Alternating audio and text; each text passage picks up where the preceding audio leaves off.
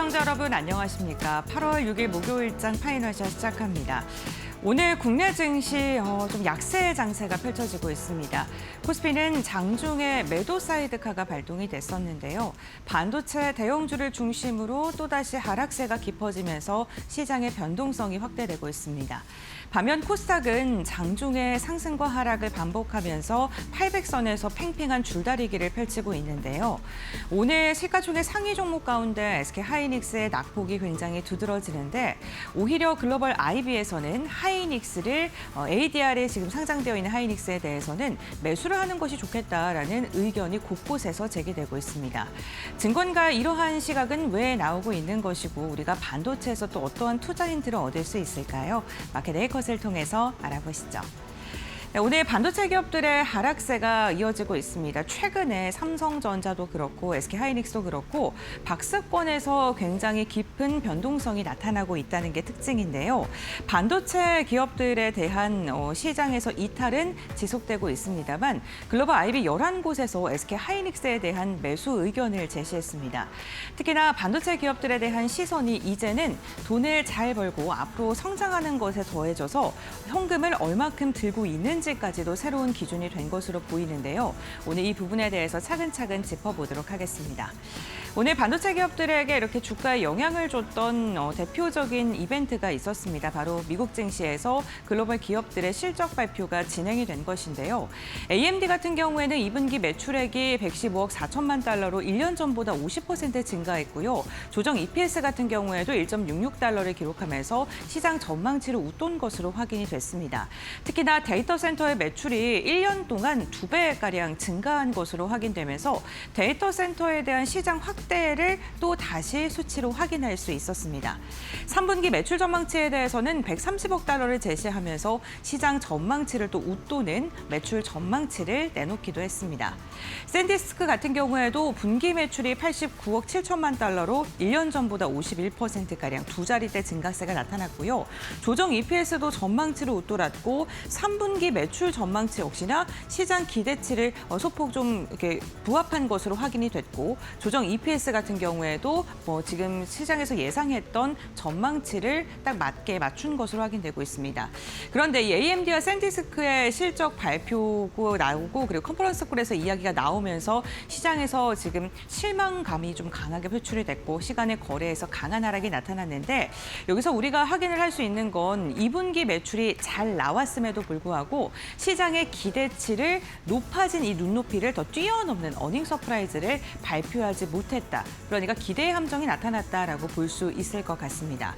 AMD에 대해서는요. 일부 시각에서는 3분기 매출액에 대해서 140억 달러를 넘어설 것이다라는 그 전망치를 내놓을 것이다라고 이야기를 했는데 그것보다는 좀 못 미친 것으로 확인됐고요. 샌디스크 역시나 3분기 매출 전망치와 조정 EPS 가이던스가 시장 기대치보다 더 높게 나올 것으로 예상을 했었는데 이를 충족시키지 못하면서 오늘 국내 증시까지도 그 영향을 고스란히 받고 있는 듯한 모습입니다. 지금 시장에서는요. 삼성전자, SK하이닉스가 실적을 잘 냈음에도 불구하고 생각보다 좀 부진한 주가의 흐름이 나타나면서 기대하고 있는 게 주주 환원 정책에 대해 어떠한 카드를 꺼내들까 이 부분을 좀 주목을 하고 있는 것 같습니다. 지금 로이터 통신의 보고에 따르면 삼성전자, SK하이닉스가 주주 환원에 대한 확대를 모색하고 있다라는 보도가 나온 것으로 확인되고 있는데요.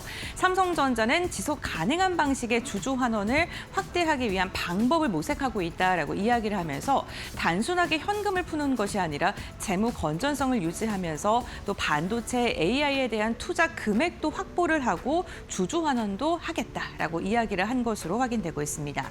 특히나 2분기 실적 발표에서 특별 배당에 대한 이야기가 나왔는데 이거를 포함해서 여러 가지 방식들이 논의돼 있는 것으로 보이고요.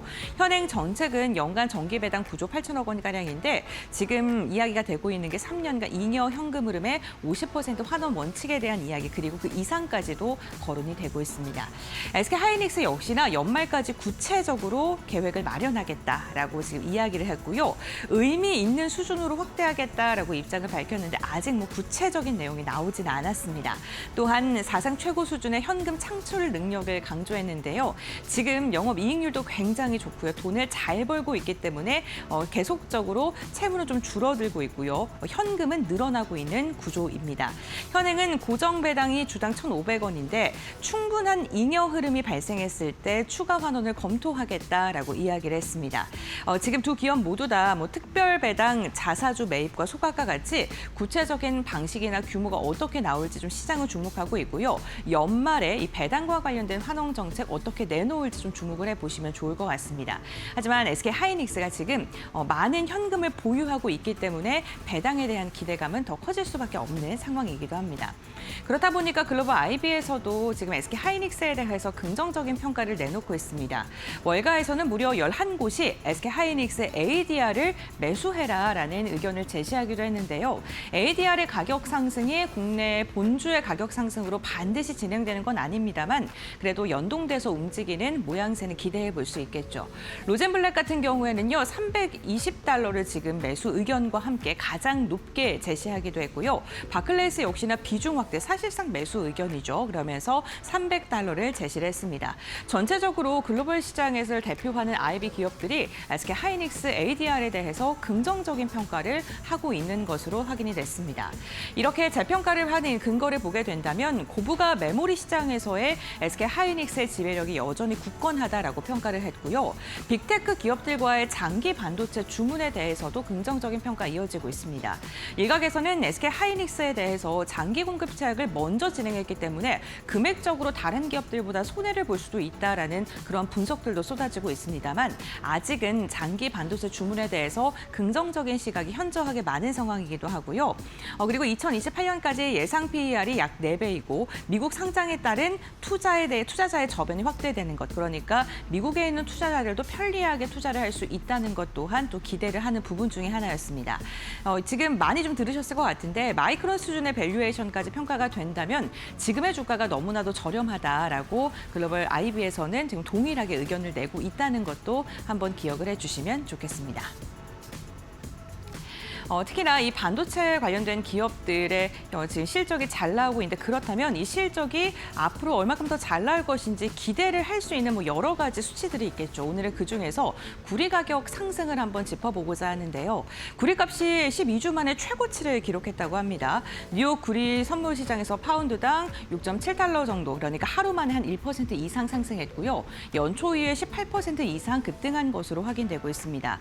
런던 거래소에서는요. 구리가 톤당 14,000달러를 돌파하면서 12주 만에 최고치를 기록하기도 하는데요. 구리는 닥터코퍼라는 별명을 갖고 있을 정도로 전방 산업의 성장성을 지금 연동돼서 움직이는 대표적인 금속 중에 하나이죠. 상승 배경을 보게 된다면 미국이 관세를 강하게 매기기 전에 구리의 물량이 미국으로 이동한 것도 있고요. 재고 자체가 지금 많이 줄어들었다는 거, 그리고 현물이 지금 선물의 가격보다 더 높아지는 백웨더에이션이 발생했다는 것도 지금은 구리 가격의 상승에 영향을 주고 있습니다. 또한 칠레 강산의 공급 차질 역시나 영향을 주고 있는데 단기적인 이러한 영향은 공급 부족에 대한 가격의 상승으로 볼 수 있겠습니다만 결국에는 구리가 데이터 센터라던가 전서 여러 가지 우리가 꼭 사용해야 되는 AI 시장의 인프라에도 적용이 되고 로봇 같은 데도 다 곳곳에 사용되고 있기 때문에 전력 인프라 수요의 증가 역시나 이러한 수요의 증가도 구리 가격의 상승에 영향을 주고 있다라고 시장에서는 분석을 하고 있습니다. 특히나 글로벌 광산 기업인 글렌코어 역시나 구리가 장기적으로 상승할 것에 좀 베팅을 하고 있는데요. 2035년까지 생산량을 160만 톤까지 증설하겠다라는 걸 목표로 제시를 했습니다. 지금 현재가 81만 톤가량인데 2배가량 더 늘리겠다. 그러니까 시장이 2배가량 더 확대하겠다. 이렇게 단순 계산으로도 해석을 해볼 수 있겠고요. 호주 거래소의 2차 상장을 추진하기도 하고 투자라던가 인수합병까지도 검토를 하고 있습니다. 이런 글로벌 광산 민간 기업이 구리 시장이 장기적으로 수요가 늘어날 것이라고 예상을 하는 만큼 앞으로 전방 수요에서 이렇게 구리가 많이 들어가는 산업의 성장세가 더 진행될 것이다라고도 이야기를 해볼 수 있을 것 같고요. 그렇다면 기업들, 특히나 반도체 기업들의 성장성 역시나 기대해 볼 수 있는 수치 중에 하나라고 해석을 해볼 수 있겠습니다. 반도체 관련된 기업들이 이렇게 돈을 많이 벌고 투자를 많이 하게 되니까 결국에는 그러면은 돈을 벌고 투자를 하고 남는 손에 쥐고 있는 돈이 얼만큼이냐, 잉여 현금 흐름을 얼마큼 갖고 있냐라고 이제 시장에 좀 시선이 달라지고 있는 듯합니다. 기업들이 설비 투자까지 다 진행하고 얼만큼의 자산을 갖고 있고 이걸로 배당이나 주주 환원을 어느 정도로 할 수 있는지로 지금 시장에 주목을 하고 있는 건데요. 그렇다면 왜 지금 잉여 현금 흐름이 중요해졌을까요? 첨단 패키징을 투자하는 게 지속적으로 확대가 되면서 빚을 내서 투자하는 곳이 많고 그렇다 보니까 이 성장성이 장기적으로 수익성으로 이어질 수 있을지에 대한 의문의 해답이 잉여 현금 흐름이기 때문입니다. 또한 투자와 배당을 동시에 할 수 있는 그 현금 능력을 갖고 있는지가 시장에서 바라보고 있는 핵심이라고 보면 좋을 것 같고요. 지금의 이익이 일회성인지 지속 가능한지를 가늠할 수 있는 게 잉여 현금 흐름이다라고 봐주시면 좋을 것 같습니다. 결국에는 시장에서는 반도체 기업들에 대해서 가장 먼저 돈을 얼만큼 버는지 매출과 성장성에 주목했다가 지금 현금으로 넘어간 시점인데요. 그렇다면 그 다음 스텝은 현금을 어떻게 분배할지, 주주 환원을 얼마만큼 할지 이 시각으로 좀 변화하고 있는 것으로 보이고요. 그러한 기업들을 잘 살펴보시면 또 투자인들을 또 얻을 수 있지 않을까 싶습니다. 마켓데이컷 이렇게 마무리하도록 하고요. 그렇다면 이 시간 우리 시장의 움직임 함께 확인해 보겠습니다. 박세람 아나운서가 전해드립니다.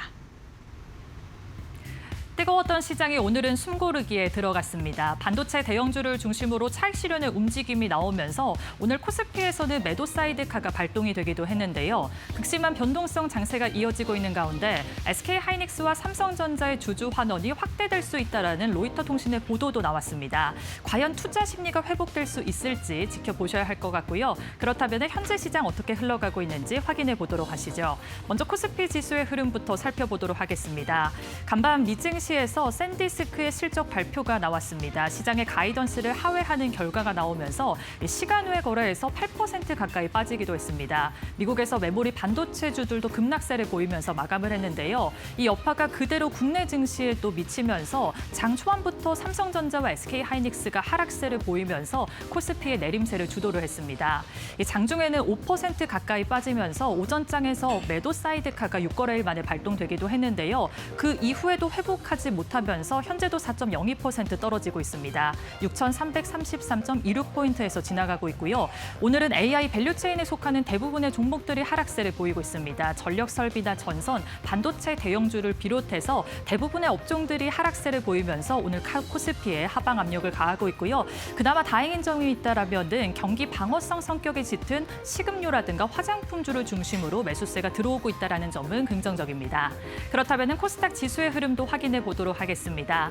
코스닥이 출발은 나쁘지가 않았습니다. 800선 회복하면서 오름세 보이면서 출발을 했는데요. 하지만 이내 하락으로 전환하더니 오전장에서는 분위기가 좋지가 않았습니다. 그래도 오후 12시를 기점으로 보합권에서 공방을 벌이더니 현재는 그래도 매수세가 잘 들어오면서 1.26% 상승세 보여주고 있고요. 800선 뚫어내면서 809.68포인트에서 움직이고 있습니다.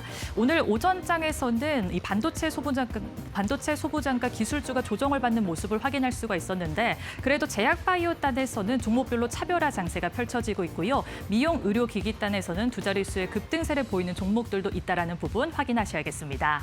그렇다면 수급 체크해 보도록 하겠습니다. 먼저 코스피 매매 동향 확인해 보도록 하시죠.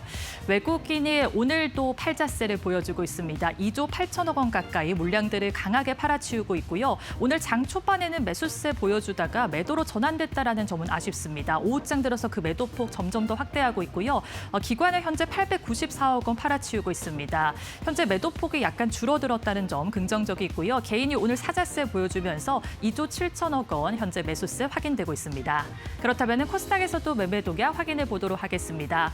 오늘 양시장에서 외국인이 물량들을 팔아치우고 있습니다. 4거래일 연속으로 코스닥에서는 외국인이 팔자세 보여주고 있는데요. 현재도 2,396억 원 팔아치우고 있고요. 그래도 기관과 개인이 코스닥을 방어해내면서 기관이 1,400억 원 가까이, 개인도 1,000억 원 가까이 시장에서 물량들을 담아내고 있습니다. 그렇다면 이 시장을 움직이고 있는 이슈 확인해 보도록 하겠습니다. 오늘 비철금속주들이 시장에서 나름 강하게 움직이고 있는데요. 가장 큰 이유는 국제 원자재 가격이 올랐기 때문입니다. 이 구리와 아연의 공급 부족이 지속화되면서 가격 또한 상승세를 보이고 있는데요. 여기에다가 중국에서 경기가 회복되고 있다는 점도 긍정적입니다. 세계 최대로 이 구리를 소비하는 국가이기 때문인데요. 전기차 배터리라든가 신재생 에너지 투자까지 확대가 되면서 이 구리에 대한 소비가 확대될 것이다라는 전망이 나오고 있는 상황입니다. AI 데이터 센터나 전기차 배터리에는 이 구리나 아연 같은 특수 금속이 필수인데요. 앞으로 중장기적으로 수요가 더 늘어날 것이다라는 분석이 제기가 되고 있다는 부분도 참고를 하셔야겠습니다. 그렇다면 관련주들의 흐름 확인해 보도록 하시죠.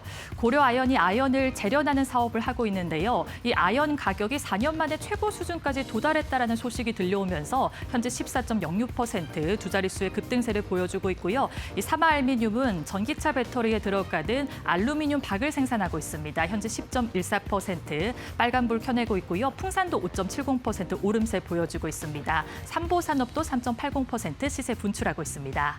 그렇다면 그 다음 이슈 확인해 보도록 하겠습니다.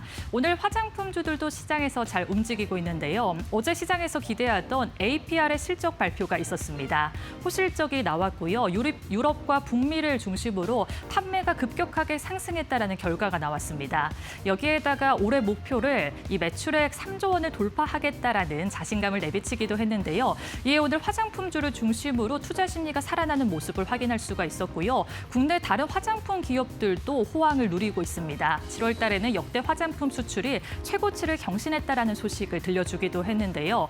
온라인을 넘어서서 해외 시장에서 오프라인까지 유통망을 넓히고 있다는 부분 참고하셔야겠습니다. 그렇다면 화장품주들의 분위기도 한번 확인해 보도록 하시죠.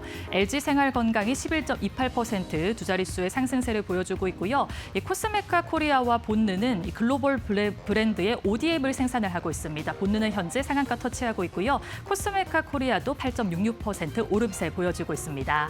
아로마티카는 이 비건 제품을 주력으로 생산을 하고 있는데요. 현재 상한가 도달하면서 매수세가 잘 유입되고 있습니다. 지금까지 시장 흐름 살펴봤고요. 이어서 종목 파인더 함께 해보시죠. 네, 목요일에 파이널샷 함께하고 계십니다. 신민영입니다. 이어서 종목 파인더 통해서 보다 자세한 종목별 이슈들 짚어보고요. 오늘의 투자 전략 함께 정비해 보도록 하겠습니다. 첫 번째 이슈 바로 들어가 보겠습니다.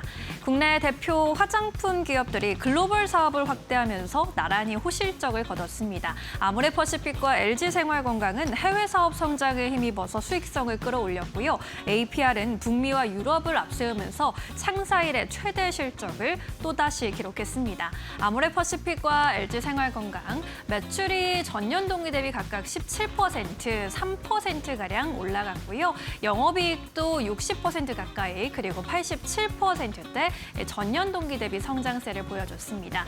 APR의 경우에도 또 놀라운 성장세를 보여줬는데요. 영업이익과 매출액 모두 지난 분기, 2분기 대비해서 134% 급성장하는 기염을 토했습니다. 매출이 7,600억 원대, 영업이익은 1,906억 원대로 집계가 됐습니다. 어제 APR이 이렇게 호실적을 또 공개한 이후로 어닝 서프라이즈라는 분석과 함께 증권가에서 또 여러 가지 2분기 실적 리뷰 리포트를 제시했는데요.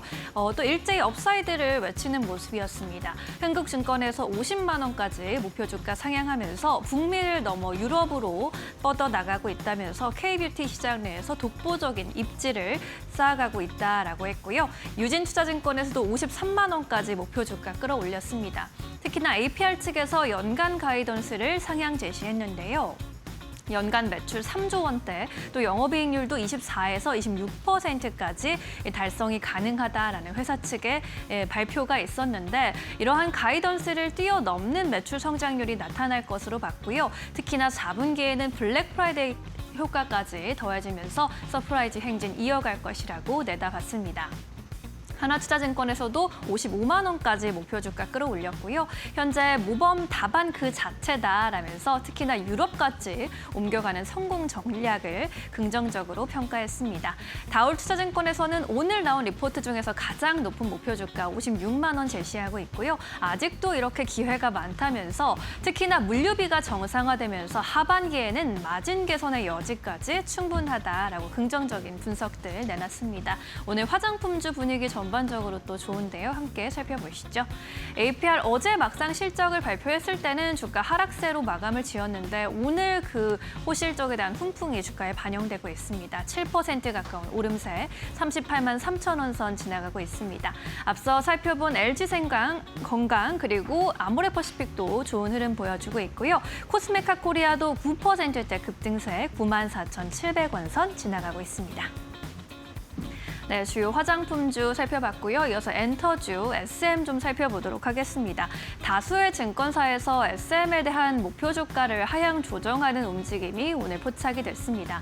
LS증권에서 12만 원까지 2만 원가량 내렸고 흥국증권도 2만 원가량 또 목표 주가 하향 조정했고요. 삼성증권도 10만 5천 원까지 목표 주가 하향 리포트를 내놨습니다.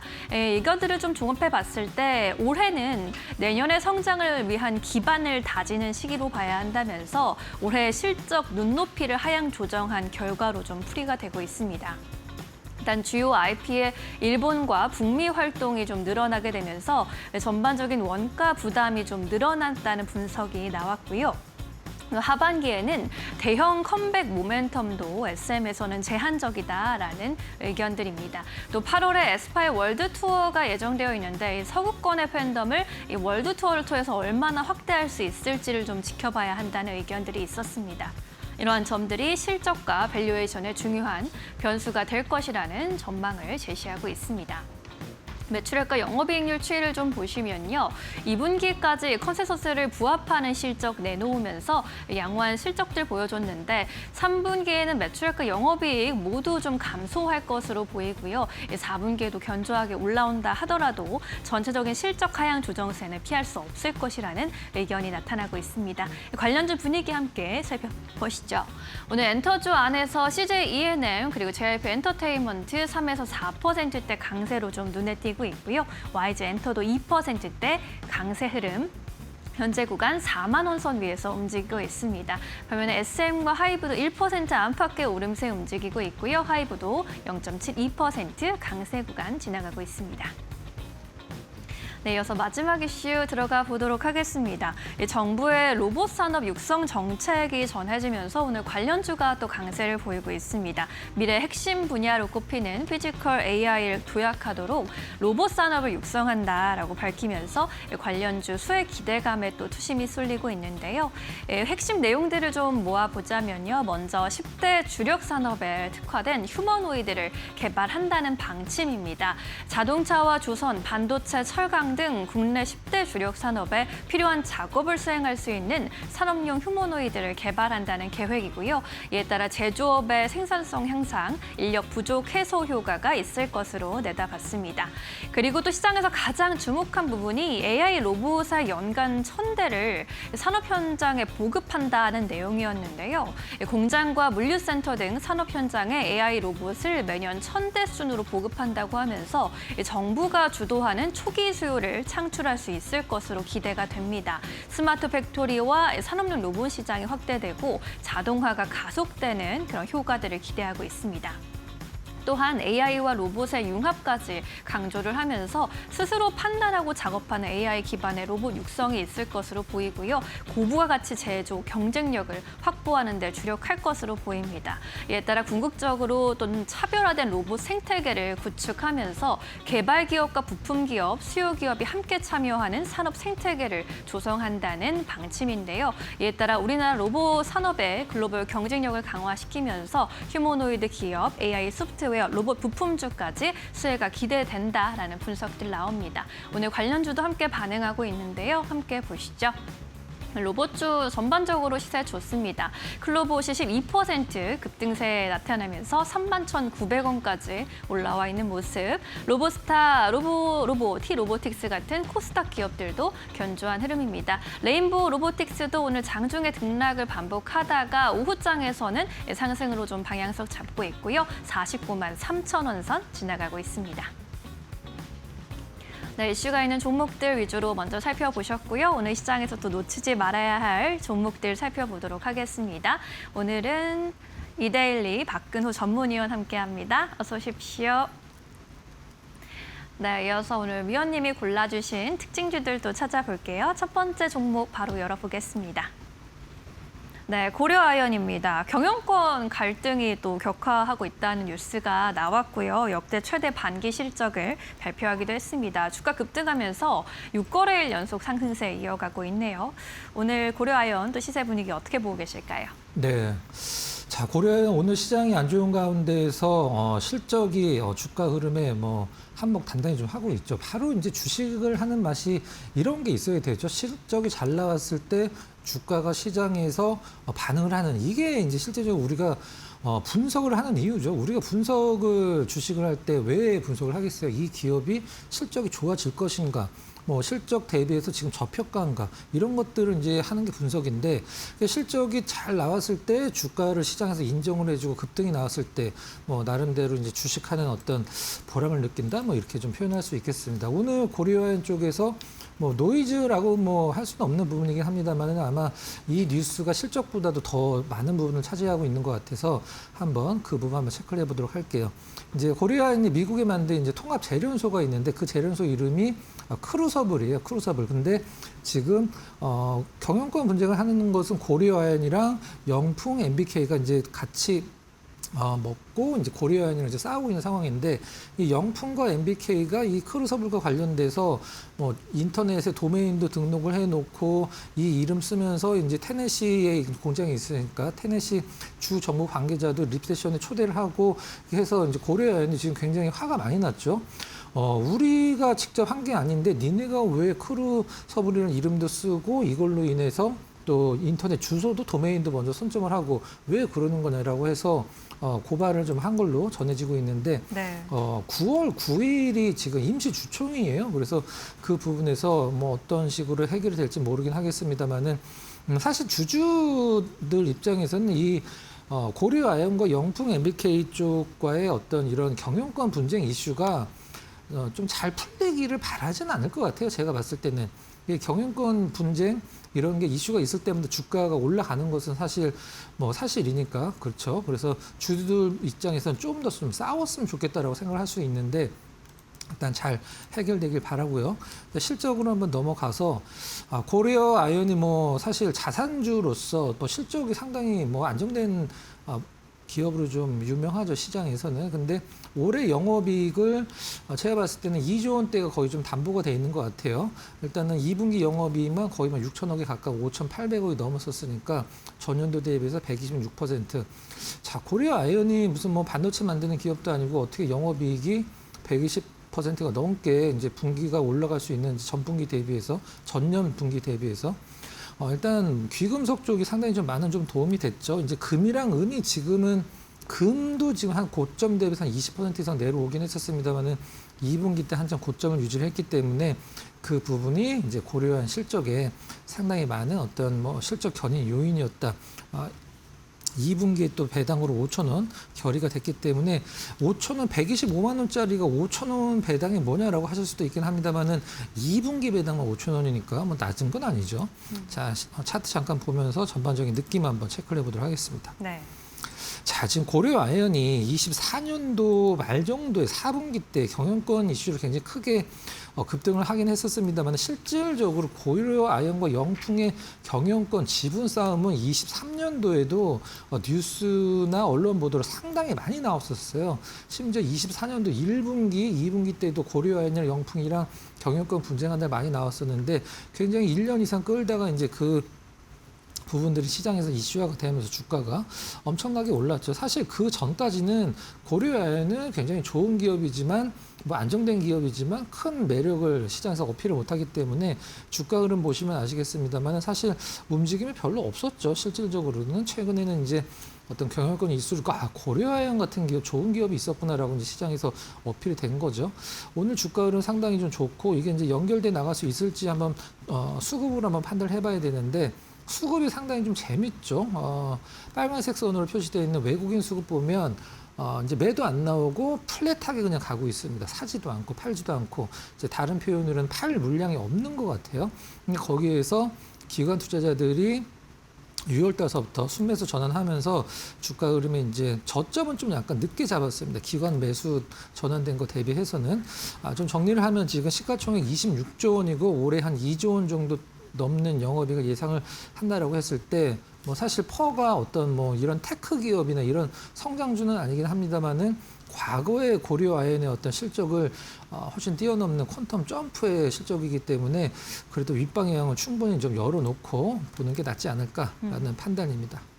네, 고려 아연에 대한 전망 들어봤습니다. 호실적과 함께 현금 배당 결의, 주주 환원채까지 주가 상승에 영향을 미친 것으로 보이는데요. 앞으로의 흐름도 잘 지켜보시면 좋을 것 같습니다. 첫 번째 특징주였고요. 이어서 두 번째 또 특징주 열어보겠습니다.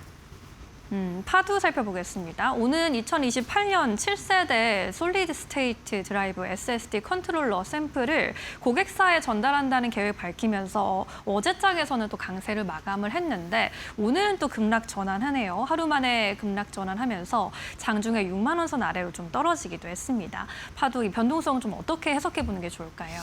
네, 2월 초에 이제 상패 위기 벗어나면서 초급등을 했던 종목이죠. 이제 2만 원서부터 13만 원까지 정말 중간에 숨 한두 번 쉬고 계속 올랐었는데 파두가 이제 이 상패 위기를 벗어난 어떤 결정적인 계기는 사실 여러 가지 이유가 있을 수 있긴 합니다만은 그 거래 정지 기간에 200억 원대 그 계약 체결이 있었었어요. 이런 부분들이 시장에서 200억 원 사실 굉장히 좀 요즘 주식시장에서는 이게 뭐 사실 굉장히 적은 돈 같긴 합니다만 파도 입장에서는 굉장히 큰 계약이었죠. 네. 그게 좀 한몫 좀 했고 SSD 컨트롤러 이제 직접 만들지는 않죠. 이제 설계하는 기업인데 SSD 컨트롤러는 뭐냐면 SSD는 뭔지 아시죠? 여러분들 컴퓨터에 다 SSD 들어있죠.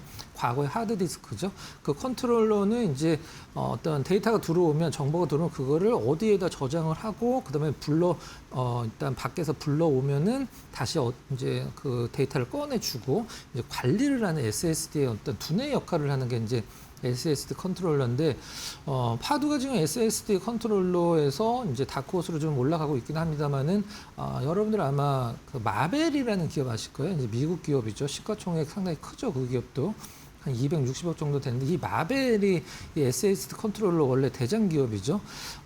올해 상반기만 파두랑 마벨이랑 이 SSD 컨트롤러 쪽에 어떤 그 매출을 좀 비교를 해 보면은.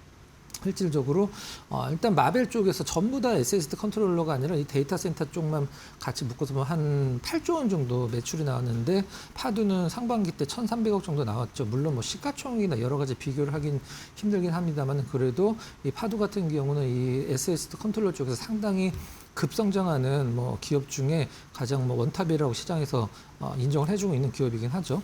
2분기 실적, 과거에 이제 파두가 이제 SSD 컨트롤러 기술력은 좋은데 이게 언제 뭐 실적으로 증명이 될 것이냐라고 시장이 의구심을 많이 했었었는데 기대를 저버리지 않고 실적이 조금 상당히 많이 좋아지고 있죠. 2분기 영업이익이 163억 나왔는데 전년도 대비해서 뭐 상당히 크게 성장을 한 거죠. 일단 1분기 영업이익 전년도 대비해서 뭐 2배 이상 성장하고 매출도 많이 나오고 저는 반도체에서 이 수주 잔고를 어떤 뭐 분석 내용으로 보는 거 처음 보긴 했었습니다만은 파두 입장에서 이제 올해 신규 수주 한 것만 한 3,400억 정도 된다라고 해요. 정말로 파두 입장에서 굉장히 큰 부분이죠. 일단 이런 부분도 감안을 했을 때 저점만 잡은다라고 하면 워낙에 이 팬덤이 좋은 기업이기 때문에 급반등도 예상을 할 수 있긴 합니다만은 지금 전반적으로 반도체 쪽의 분위기가 사실 그렇게 긍정적인 부분은 아니죠. 네. 자, 기술적인 부분에서 한번 좀 살펴보도록 하겠습니다. 기술적인 분석에서 사실 좋은 점수를 주긴 좀 약간 힘든 부분이긴 한데, 자, 21선으로 표시되어 있는 빨간색 선만 보시면 될 것 같아요. 까만색 선, 5일선이고요. 자, 주가가 반등하다가 21선에서 맞고 다시 한번 좀 하락하는 흐름. 그다음에 7월 중순에도 21선 돌파 시도 나오다가 다시 21선에 막혀서 저항받고 떨어지는 흐름. 지금도 이제 마찬가지 흐름이긴 한데, 사실 뭐 이런 흐름들이 계속적으로 반복이 되면 뭐 사실 큰 의미는 없긴 합니다만은, 우리가 보통 이 박스권 매매라고 했을 때 이제 박스권이 시장의 투자자들한테 인식이 됐을 때는 그 박스권은 반드시 깨지거든요. 자, 일단 중요한 것은 뭐 파도 자체적인 하락이냐, 아니면 반도체 시장의 전반적인 어떤 톤 다운으로 인한 뭐 동조하냐, 두 개 중에 하나를 고른다라고 하면 저는 사실 반반으로 보고 있거든요, 실질적으로는. 그래서 파두가 뭐 실적적인 부분은 시장에서, 물론 지금 뭐 3조 원 가까운 시총을 지금 매출이나 영업이익으로 설명이 되진 않습니다만, 그래도 성장성으로 봤을 때는 뭐 상당히 매력적인 기업이라고 시장에서 평가를 할 수밖에 없는 부분이죠. 정리를 하면 일단 뭐 삼성전자 하이닉스의 어떤 하락이 좀 멈추면서 파두도 같이 저점을 잡는 흐름을 뭐 예상을 할 수밖에 없다, 이렇게 정리를 해보도록 하겠습니다. 네, 파도 극심한 변동성을 좀 보여줬는데 성장성에는 문제가 없지만 지금 반도체 센티먼트가 전반적으로 좀 떨어져 있기 때문에 앞으로의 흐름을 좀 지켜보도록 하겠습니다. 이렇게 두 개의 특징주들 만나봤고요. 이어서 오늘 또 시장에서 매수기에 열려있는 종목이 있을지 포착 종목도 바로 열어보겠습니다. 한국 타이어 앤 테크놀로지. 지금 이 시점에서 우리가 주목해 볼 만한 이유들 어떤 것들이 있을까요? 자, 타이어, 우리나라에 이제 보통 상장되어 있는 3사죠. 한국 타이어, 이제 금호 타이어, 넥센 타이어. 지금 금호 타이어는 사실 움직이는 흐름이, 다른 어떤 타이어 업종의 흐름이라고 보기는 좀 약간 힘들죠. 이제 한국 타이어만 살펴보도록 하겠습니다. 넥센 타이어는 이제 미국에 지금 공장이 없기 때문에 실적적인 측면에서 조금 안 좋은 비율을 시장에서 좀 보고 있는 상황이다. 이렇게까지만 참고하시고, 2분기 실적 뭐 너무 좋았죠. 영업이익이 전년도 대비해서 50%가 좋아졌습니다. 타이어 기업이 2분기 기준으로 50%. 이거는 뭐 사실 어닝 서프라이즈라고 부를 수밖에 없는 부분이죠. 뭐 계속적으로 시장에서 반복이 되긴 합니다만은, 비싼 타이어는 무슨 타이어냐? 하이브리드, 전기차처럼 무거운 타이어, 그리고 고급차에 들어가는 이 인치가 큰 타이어, 이런 부분들은 이제 고부가가치 타이어인데, 이게 이제 판매가 확대가 됐죠. 어디 중심이죠? 유럽 중심이죠. 유럽에서 하이브리드 차, 전기차가 엄청나게 많이 팔렸기 때문에 뭐 한국 타이어 입장에서 그 부분에 집중적으로 공략을 하면서 영업이익이 상당히 좋아졌습니다. 고인치 타이어 판매 비중이 그 타이어 기업의 실적을 좌우하는데, 지금 넥센이나 금호 타이어 같은 경우는 뭐 30%, 40% 정도 되고 있거든요. 근데 한국 타이어 같은 경우는 거의 50%, 49점 몇 % 정확히 판매 비중이 고인치 타이어가 차지를 함으로써 영업이익의 어떤 고성장을 좀 이끌었다라고 이제 보시면 될 것 같아요. 일단 미국 쪽 공장이 있냐 없냐에 따라서 시장에서 우리나라 타이어 3사의 평가가 달라지고 있는데, 뭐 한국 타이어는 당연히 있는 부분이고, 넥센은 창고만 있죠. 그래서 재고를 상당히 좀 많이 쌓아놨었죠. 예전에 관세에 대응하기 위해서. 테네시 공장이 있는데 이쪽 증설도 좀 했고, 이 한국 타이어의 어떤 기업이든지 좀 아픈 손가락은 좀 하나가 다 있죠. 근데 한국 타이어의 아픈 손가락은 한온 시스템이었었는데, 이 한온 시스템마저도 지금 실적이 굉장히 좋아지고 있습니다. 한온 시스템 51%를 갖고 있는 게 한국 타이어죠. 이 부분 뭐 상당히 시장에서 좋은 점수를 줄 수밖에 없는 부분이고, 차트 역시 지금 상당히 좋은 흐름을 보여주고 있거든요. 차트 잠깐 보면서 체크를 해보도록 하겠습니다. 네. 자, 이제 저점이 언제 나왔냐 하면 올해 4월 달에 저점 잡고 한동안 좀 약간 플랫한 흐름 보인 후에 반등 후에 다시 저점이 6월 말, 그 다음에 7월 말에 저점이 나왔는데, 저점이 이제 한 단계 좀 높아졌죠. 이제 고점도 높아질 차례라고 보는 게 맞을 것 같아요. 오늘 이제 21선 쪽 이제 주가가 어떤 뭐 회복해주는 흐름, 상당히 오늘 시장에서 상당히 좋은 흐름이고요. 수급으로 봤을 때 6월 말서부터 매수였던 기관은 최근에 좀 약간 매도긴 합니다만은, 길게 봤을 때 외국인들 수급이 상당히 좋고, 7월 말쯤에 살짝 매도였다가 이제 8월 들어서면서 강력하게 매수로 전환되는 흐름. 뭐 기관이 사든 외국인이 사든 일단은 뭐 좋은 흐름이 나올 수밖에 없는 실적이라는 게 중요한 것 같아요. 제가 봤을 땐. 자, 가격적인 전략 한번 드리면 오늘 뭐 오르고 있긴 합니다만은 전반적인 흐름으로 봤을 때 부담이 없는 가격대이기 때문에 매수가는 현재가로 잡도록 하고요. 목표 가격은 8만 원 정도로 한번 잡아보도록 하겠습니다. 전고점 올해 최고치를 살짝 좀 오버하는 가격이죠. 8만 원. 그리고 손절 가격은 6만 4천 원 정도로 전 저점보다 살짝 밑으로 약간 러프하게 한번 좀 설정을 해보도록 하겠습니다. 네, 좋습니다. 한국 타이어앤테크놀로지 만나봤고요. 어닝 시즌인 만큼 수익성 개선이 확실히 보여주고 있는 종목으로 짚어주셨습니다. 목표가 8만 원, 손절가 6만 4천 원까지 함께 챙겨가 보시기 바라겠습니다. 오늘 말씀은 여기까지 들을게요. 오늘도 고맙습니다.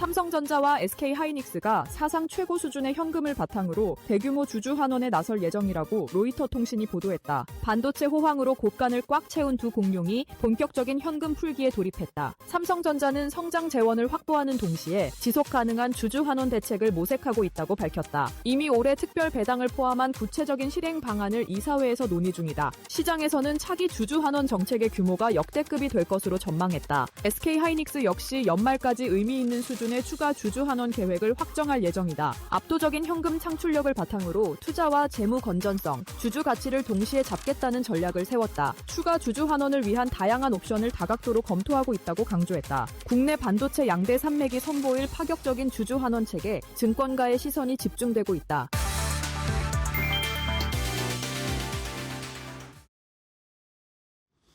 자, 섹터 대 섹터로 이어가겠습니다. 오늘 시장에서는 또 어떤 섹터가 강한지, 어떤 섹터는 힘이 좀 약한지 비교를 해보면서 여기에서 또 종목의 힌트까지 함께 뽑아내 보도록 하겠습니다. 자, 오늘 시장은 코스피는 역시 약합니다. 삼성전자, 하이닉스, 특히 하이닉스가 주가가 좀 많이 빠지면서 150만 원 근처까지 다시 또 내려와 있는 상황입니다. 근데 또 상대적으로 이슈가 있거나 테마가 엮이거나 모멘텀이 엮이는 중소형 종목들의 주가는 또 잘 튀어오르는 그런 모습이 나타나거든요. 그러다 보니까 코스닥은 오히려 지금 다시 또 상승으로 전환이 되는 모습입니다. 자, 그럼 오늘 시장 어떤 섹터를 확인해 봐야 할지 오늘 보넥스트 투자자문의 나연진 대표와 함께하겠습니다. 대표님 안녕하세요. 네, 안녕하십니까. 네, 반갑습니다. 자, 나연진 대표님과 섹터 대 섹터 하나씩 볼 텐데요. 일단은 첫 번째 섹터, 어떤 섹터가 올라가고 떨어지고 있는지 함께 확인해 보겠습니다. 자, 일단은 상승 섹터는 건설주를 포함한 데이터 센터 인프라 관련된 이 종목들이 오늘 좋은 흐름을 나타내고 있습니다. 물론 뭐 반도체도 뭐 인프라로 굳이 들어가자라면 약간 다른 모습을 보여주고 있지만 어쨌든 이 데이터 센터를 지을 때 필요한 그런 기업들, 이런 기업들이 오늘은 분위기가 좋고요. 반면에 하락하는 섹터는 로봇주들이 오늘은 좀 쉬고 있습니다. 그동안 어느 정도 좀 상승이 나왔죠. 그러다 보니까 조금 쉬어가는 면도 있고 근데 또 로봇주 안에서 또 개별적인 종목들은 또 많이 가는 거는 또 가더라고요. 좀 차별화된 모습을 나타내고 있습니다. 자, 일단은 상승 섹터부터 볼 텐데 대표님. 자, 데이터 센터 인프라 관련해서 오늘 뭐 건설주들이 일단은 분위기가 좋고 우리나라에서도 그렇고 미국 시장에서 봐서도 그런 느낌이 좀 드는데 최근에 다시 AI 데이터 센터, 이 데이터 센터를 짓는 것에 대한 투자 아이디어를 얻어야 된다. 그런 의견들이 좀 많더라고요. 어떻게 보세요? 네, 데이터 센터가 최근 각광받고 있는 이유 중에 하나가 네. 뭐 아마존을 포함한 빅테크의 실적에서도 살펴봤듯이 이제 데이터 센터를 짓는 부분이 투자금만 들어가는 현금 흐름을 빨아들이는 부분뿐만이 아니라 수익성으로도 연결될 수 있다는 부분이 증명이 됐다고 볼 수 있겠습니다. 그래서 2023년 정도부터 본격적으로 데이터 센터의 확대가 미국에서는 벌써 일어나고 있는 상황이고요. 그에 따른 이제 건설 관련한 섹터는 조금 느리지만 전력 인프라 관련된 부분이 더 훨씬 먼저 강하게 움직였던 부분이 있습니다. 그리고 우리나라에서도 올해부터 데이터 센터에 대한 증설 속도가 점차 빨라지고 있는데 우리나라에서 그 직접 짓는 부분이다 보니까 뭐 반도체 관련한 부분에 대한 수요도 있겠지만 건설 관련한 부분 그리고 전력 인프라 관련한 부분 그리고 이제 원자력 그러니까 포함해서 이제 전력을 어떻게 공급을 해야 되느냐, 신재생 에너지까지 확대해서 볼 수 있는 부분까지 연결되는 섹터들이 많이 생겼습니다. 그 중에서 오늘 좀 눈여겨볼 그 필요가 있는 부분은 이제 데이터 센터에서 오늘 좀 강세를 나타내고 있는 건설주를 이제 좀 연결지어 볼 수 있을 것 같습니다. 물론 건설주가 오늘 상승을 하고 있는 이유는 전후 복구 관련한 부분 그리고 우크라이나 전쟁이나 미국 이란 관련한 전쟁에서 어느 정도 협상의 기미가 보이고 있기 때문에 여기에서 생길 수 있는 재건 사업에 대한 기대감 여전히 발생을 하고 있는 상황이고요. 그래서 이제 건설주로 수급이 좀 더 유입되고 있다고 볼 수 있겠습니다. 거기에 더해서 최근 들어서 이제 데이터 센터 관련해서 뭐 전력 인프라 관련된 종목들의 강세가 나타났는데 특히 뭐 비상발전기 관련한 기업들도 동반해서 상승을 하는 모습을 보였습니다. 그 이후에 연결지어 볼 수 있는 부분이 데이터 센터 투자 확대에 따른 건설 섹터로의 연결성 이렇게 연결지어 볼 수 있을 것 같고요. 기존의 주택 사업이 각광을 받았을 때 이제 주택 관련한 부분에서는 아무래도 이제 주택 수요가 한정적이고 이제 수익성 관련해서도 마진을 너무 많이 챙길 수가 없는 분야이기 때문에 데이터 센터가 신사업 건설주에 대해서 이제 신사업으로서의 모멘텀 역할도 할 수 있다고 볼 수 있겠습니다. 그리고 내일로 예정되어 있는 이제 주택 공급 관련한 이제 대책, 정부 대책이 발표가 되는데 이 부분도 건설 섹터에 대한 이제 모멘텀 중에 하나로 볼 수 있을 것 같습니다. 네, 알겠습니다.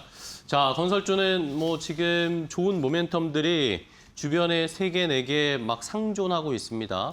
말씀을 해주셨지만 전후 복구, 재건에 관련된 이슈가 하나 있고 그다음 원전과 관련된 이슈가 또 있고 데이터 센터를 본격적으로 짓는 그게 우리나라도 그렇고 해외도 그렇고요. 이런 데이터 센터의 수요도 있고 마지막으로 주택 공급 정책, 국내에서 또 주택 공급 정책 면으로도 뭐 한 4가지 정도 좋은 모멘텀들이 다 둘러싸고 있습니다. 잘 지켜봐야 되겠네요.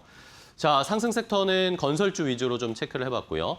다음은 하락 섹터인데 로봇주들이 일단은 오늘 좀 쉬고 있습니다. 뭐 최근에 급등을 하면서 많이 올라온 로봇주들이 여러 개 있었죠. 많이 전반적으로 다 올라왔는데 오늘의 쉼은 그냥 잠시 쉬어간다? 우상향하는 중에 좀 쉬어간다라고 보면 될까요? 어떻게 보세요? 네, 어느 정도 쉬어가는 느낌도 있습니다. 그리고 특히 로봇 섹터 내에서도 좀 차별화가 오늘 일어나고 네네. 있는데 그동안 좀 많이 올랐었던 종목, 대표적으로 이제 실적도 어느 정도 받쳐주고 그리고 시가총액도 코스닥에서 상위를 차지하고 있는 종목들 위주로 뭐 SBB테크라던가 SPG 그리고 또 하나 뭐 유진 로봇이나 레인보우 로보틱스처럼 그동안 로봇 섹터 내에서 상대적으로 더 집중적으로 이제 수급이 몰렸었던 종목 위주로 어느 정도 차익 매물이 나오고 있다고 보이고요.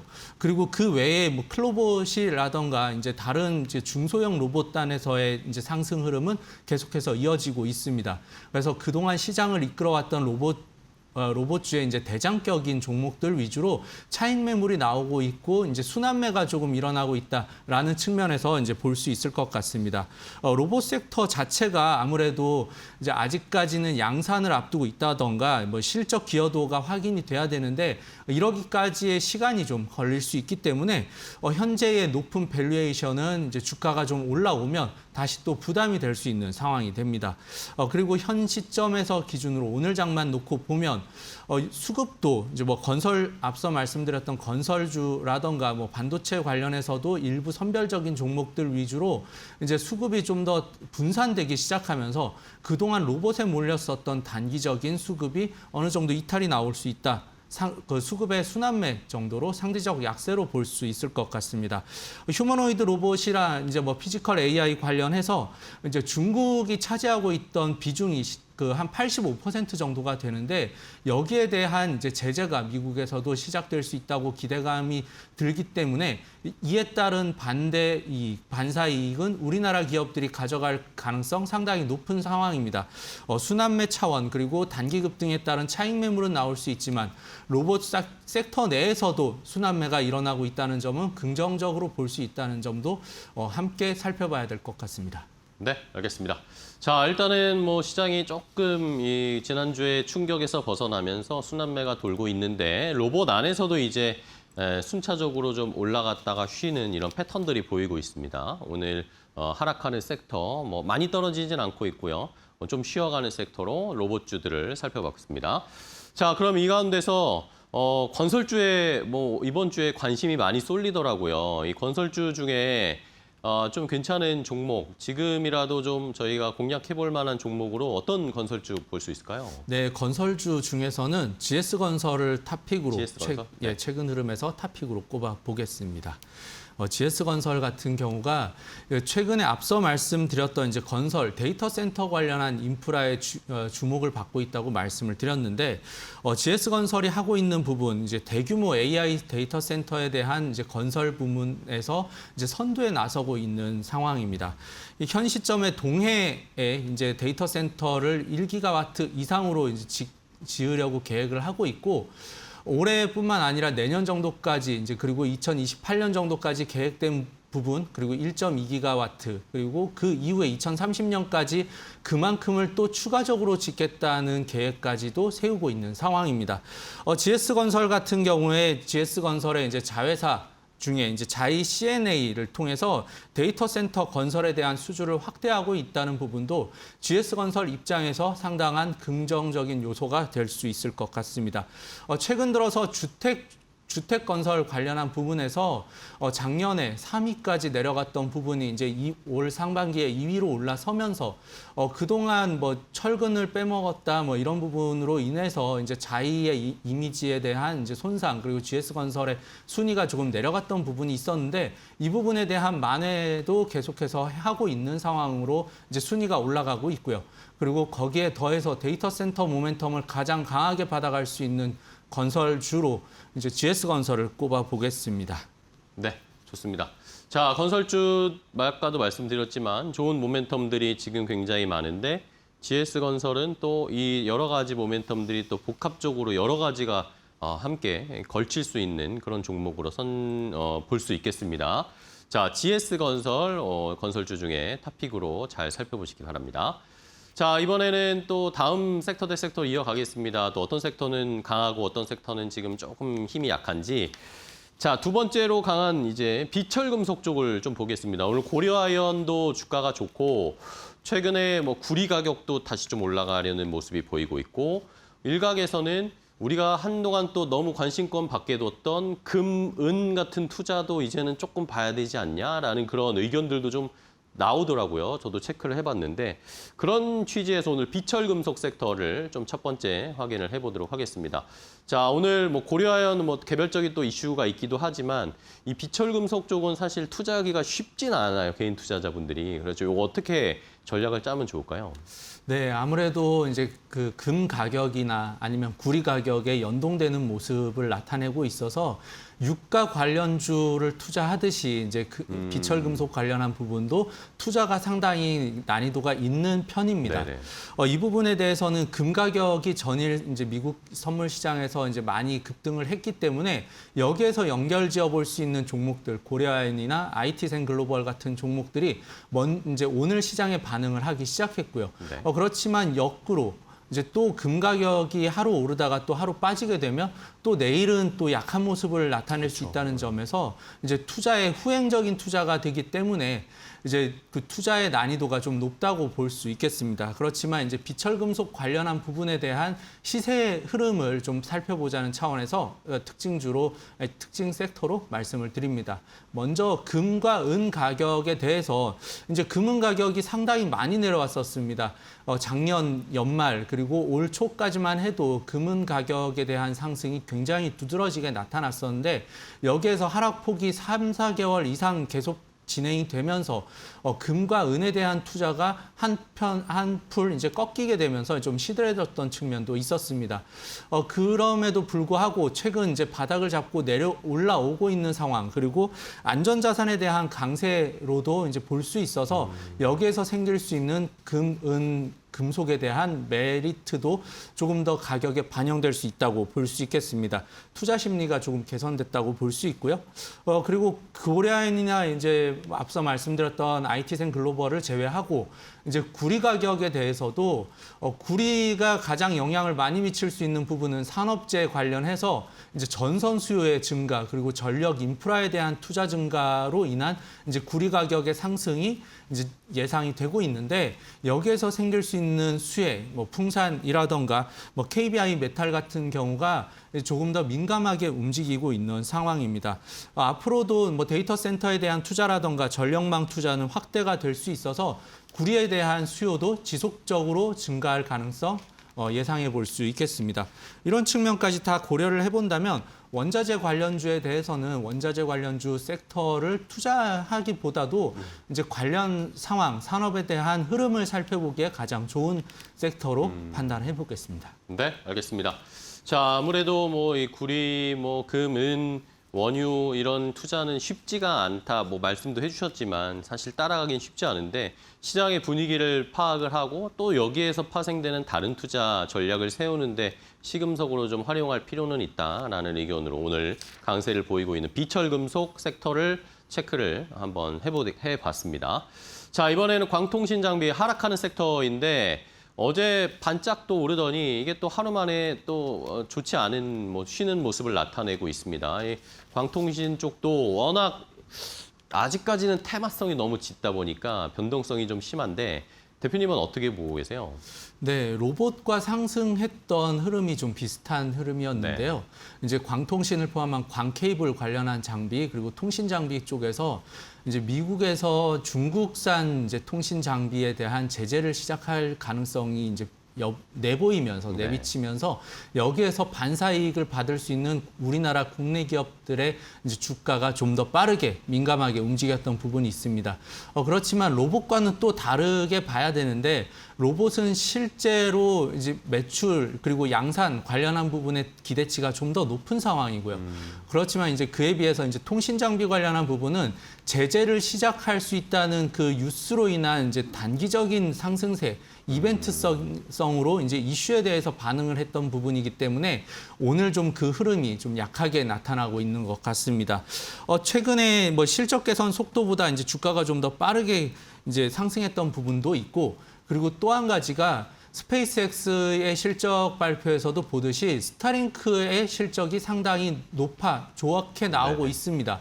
스타링크의 실적이 높아진다는 부분은 위성통신 관련한 부분에 대한 이제 가능성을 엿보이기 때문에 실제로 이제 6G 관련해서 이제 5G, 6G 이렇게 통신 기지국을 활용한 통신이 앞으로 미래가 될 것이냐 아니면 위성통신을 이용한 위성통신 시스템이 미래가 될 것이냐가 예전에 뭐 LTE에서 5G 넘어가고 이랬을 때처럼 명확한 방향이라고 단정짓긴 조금 어려워진 상황이 통신 장비 관련한 부분에 한계점이 될 수도 있다는 점입니다.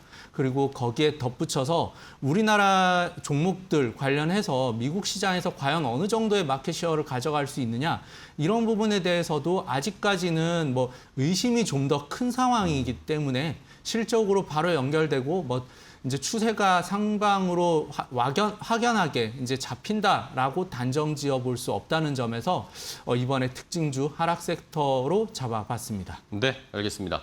자, 이렇게 5G 뭐 통신 장비 쪽, 광통신 뭐 최근에는 어쨌든 AI 데이터 센터랑 또 광통신이 엮이면서 이것도 하나의 또 상승 모멘텀이 되어주긴 했는데 미국의 중국 제재 이야기가 또 겹치는 상황입니다. 근데 어쨌든 뭐 이 한번 시세를 올해 굉장히 줬고 또 여전히 그 모멘텀이 죽진 않았다라고 판단을 해보면 지금 또 오히려 좋은 종목들을 좀 담아볼 필요도 있을 것 같은데 광통신 장비주 중에서는 어떤 종목을 그래도 좀 유망하게 보세요? 광통신 쪽에서는 만약에 움직임이 좀 더 이어질 수 있다고 한다면 대한광통신을 대표적으로 살펴보는 필요가 네네. 있다고 보고 있습니다.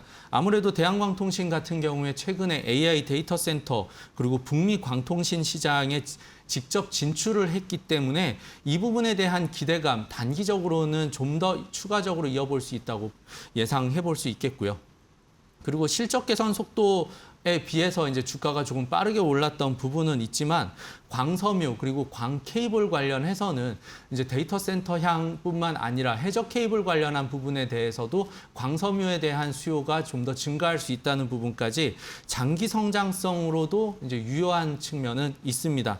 오늘 이제 약세를 나타내고 있는 부분은 한 3거래일 정도 이제 주가가 빠르게 올라왔기 때문에 여기에 따른 하락세 이제 나타나고 있다고 보고 있고요. 차익 실현이 어느 정도 또 단기적인 상승에 대한 차익 실현 매물이 소화가 되고 난다면 다시 한번 하단은 여전히 잡혀 있다라고 볼 수 있겠습니다. 10,000원 언더되는 이제 한 8,000원 정도 선에서는 뭐 언제든지 반등이 또 강하게 나올 수 있는 상황이기 때문에 현 시점까지의 조정폭은 일단락되어 있다고 볼 수 있어서 대한광통신을 하락 섹터의 특징주로 꼽아봤습니다. 네, 알겠습니다. 자, 대한광통신까지 한번 좋은 위치에서 공략을 해보도록 하겠습니다. 오늘 섹터 대 섹터 나현진 대표님과 함께했습니다. 대표님 오늘 또 좋은 종목 소개해 주셔서 감사하고요. 다음 시간에 또 뵙도록 하겠습니다. 오늘 고생 많으셨습니다. 네.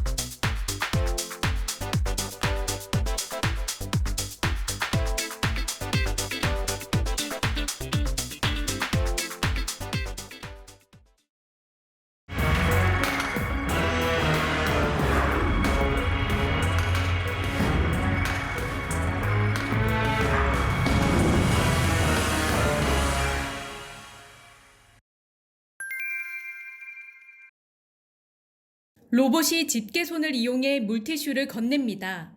아래 위로 다리 높이를 조절하는가 하면 360도 회전하며 부드럽게 움직입니다.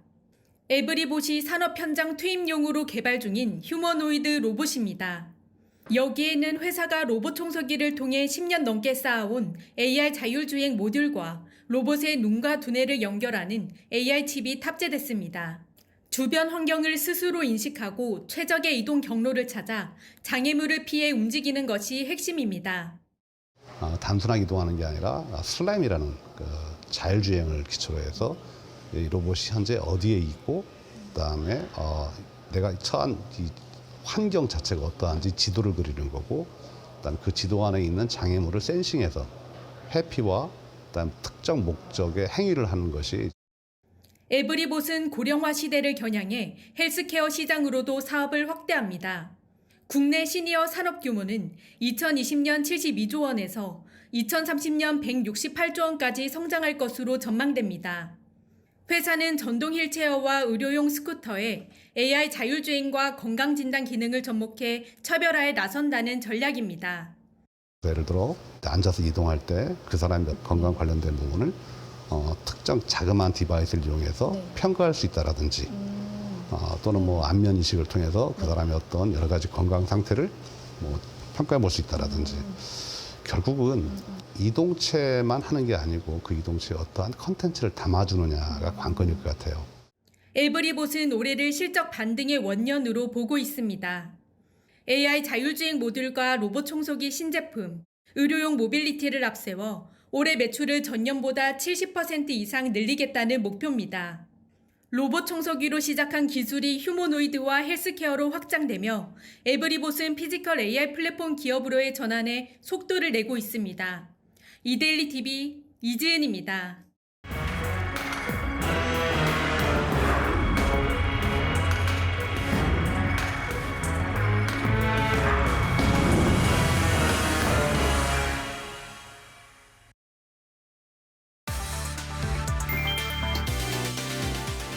한국 경상수지가 2달 연속 역대 최대 흑자 기록을 갈아치웠다. 반도체와 SSD 등 IT 수출이 폭발하면서 6월 경상수지는 497억 3천만 달러 흑자를 기록했다. 상품 수출은 1,123억 7천만 달러로 사상 처음 1,000억 달러를 넘었고 상품 수지는 478억 9천만 달러 흑자를 냈다. 핵심은 IT 품목이었다. 통관 기준으로 컴퓨터 주변기기 수출은 282.7%, 반도체는 196.9% 급증했다. 무선 통신기기까지 늘면서 IT 품목 전체 수출은 160% 넘게 확대됐다. 외국인의 국내 주식 투자는 차익 실현 매물 영향 등으로 316억 1천만 달러 감소하며 역대 최대 순매도를 기록했다. 수출은 역대급 호황을 보였지만 증시에서는 차익 실현 자금이 빠져나간 셈이다. 반도체 슈퍼사이클이 한국 경제의 흑자 기록을 다시 쓰고 있다.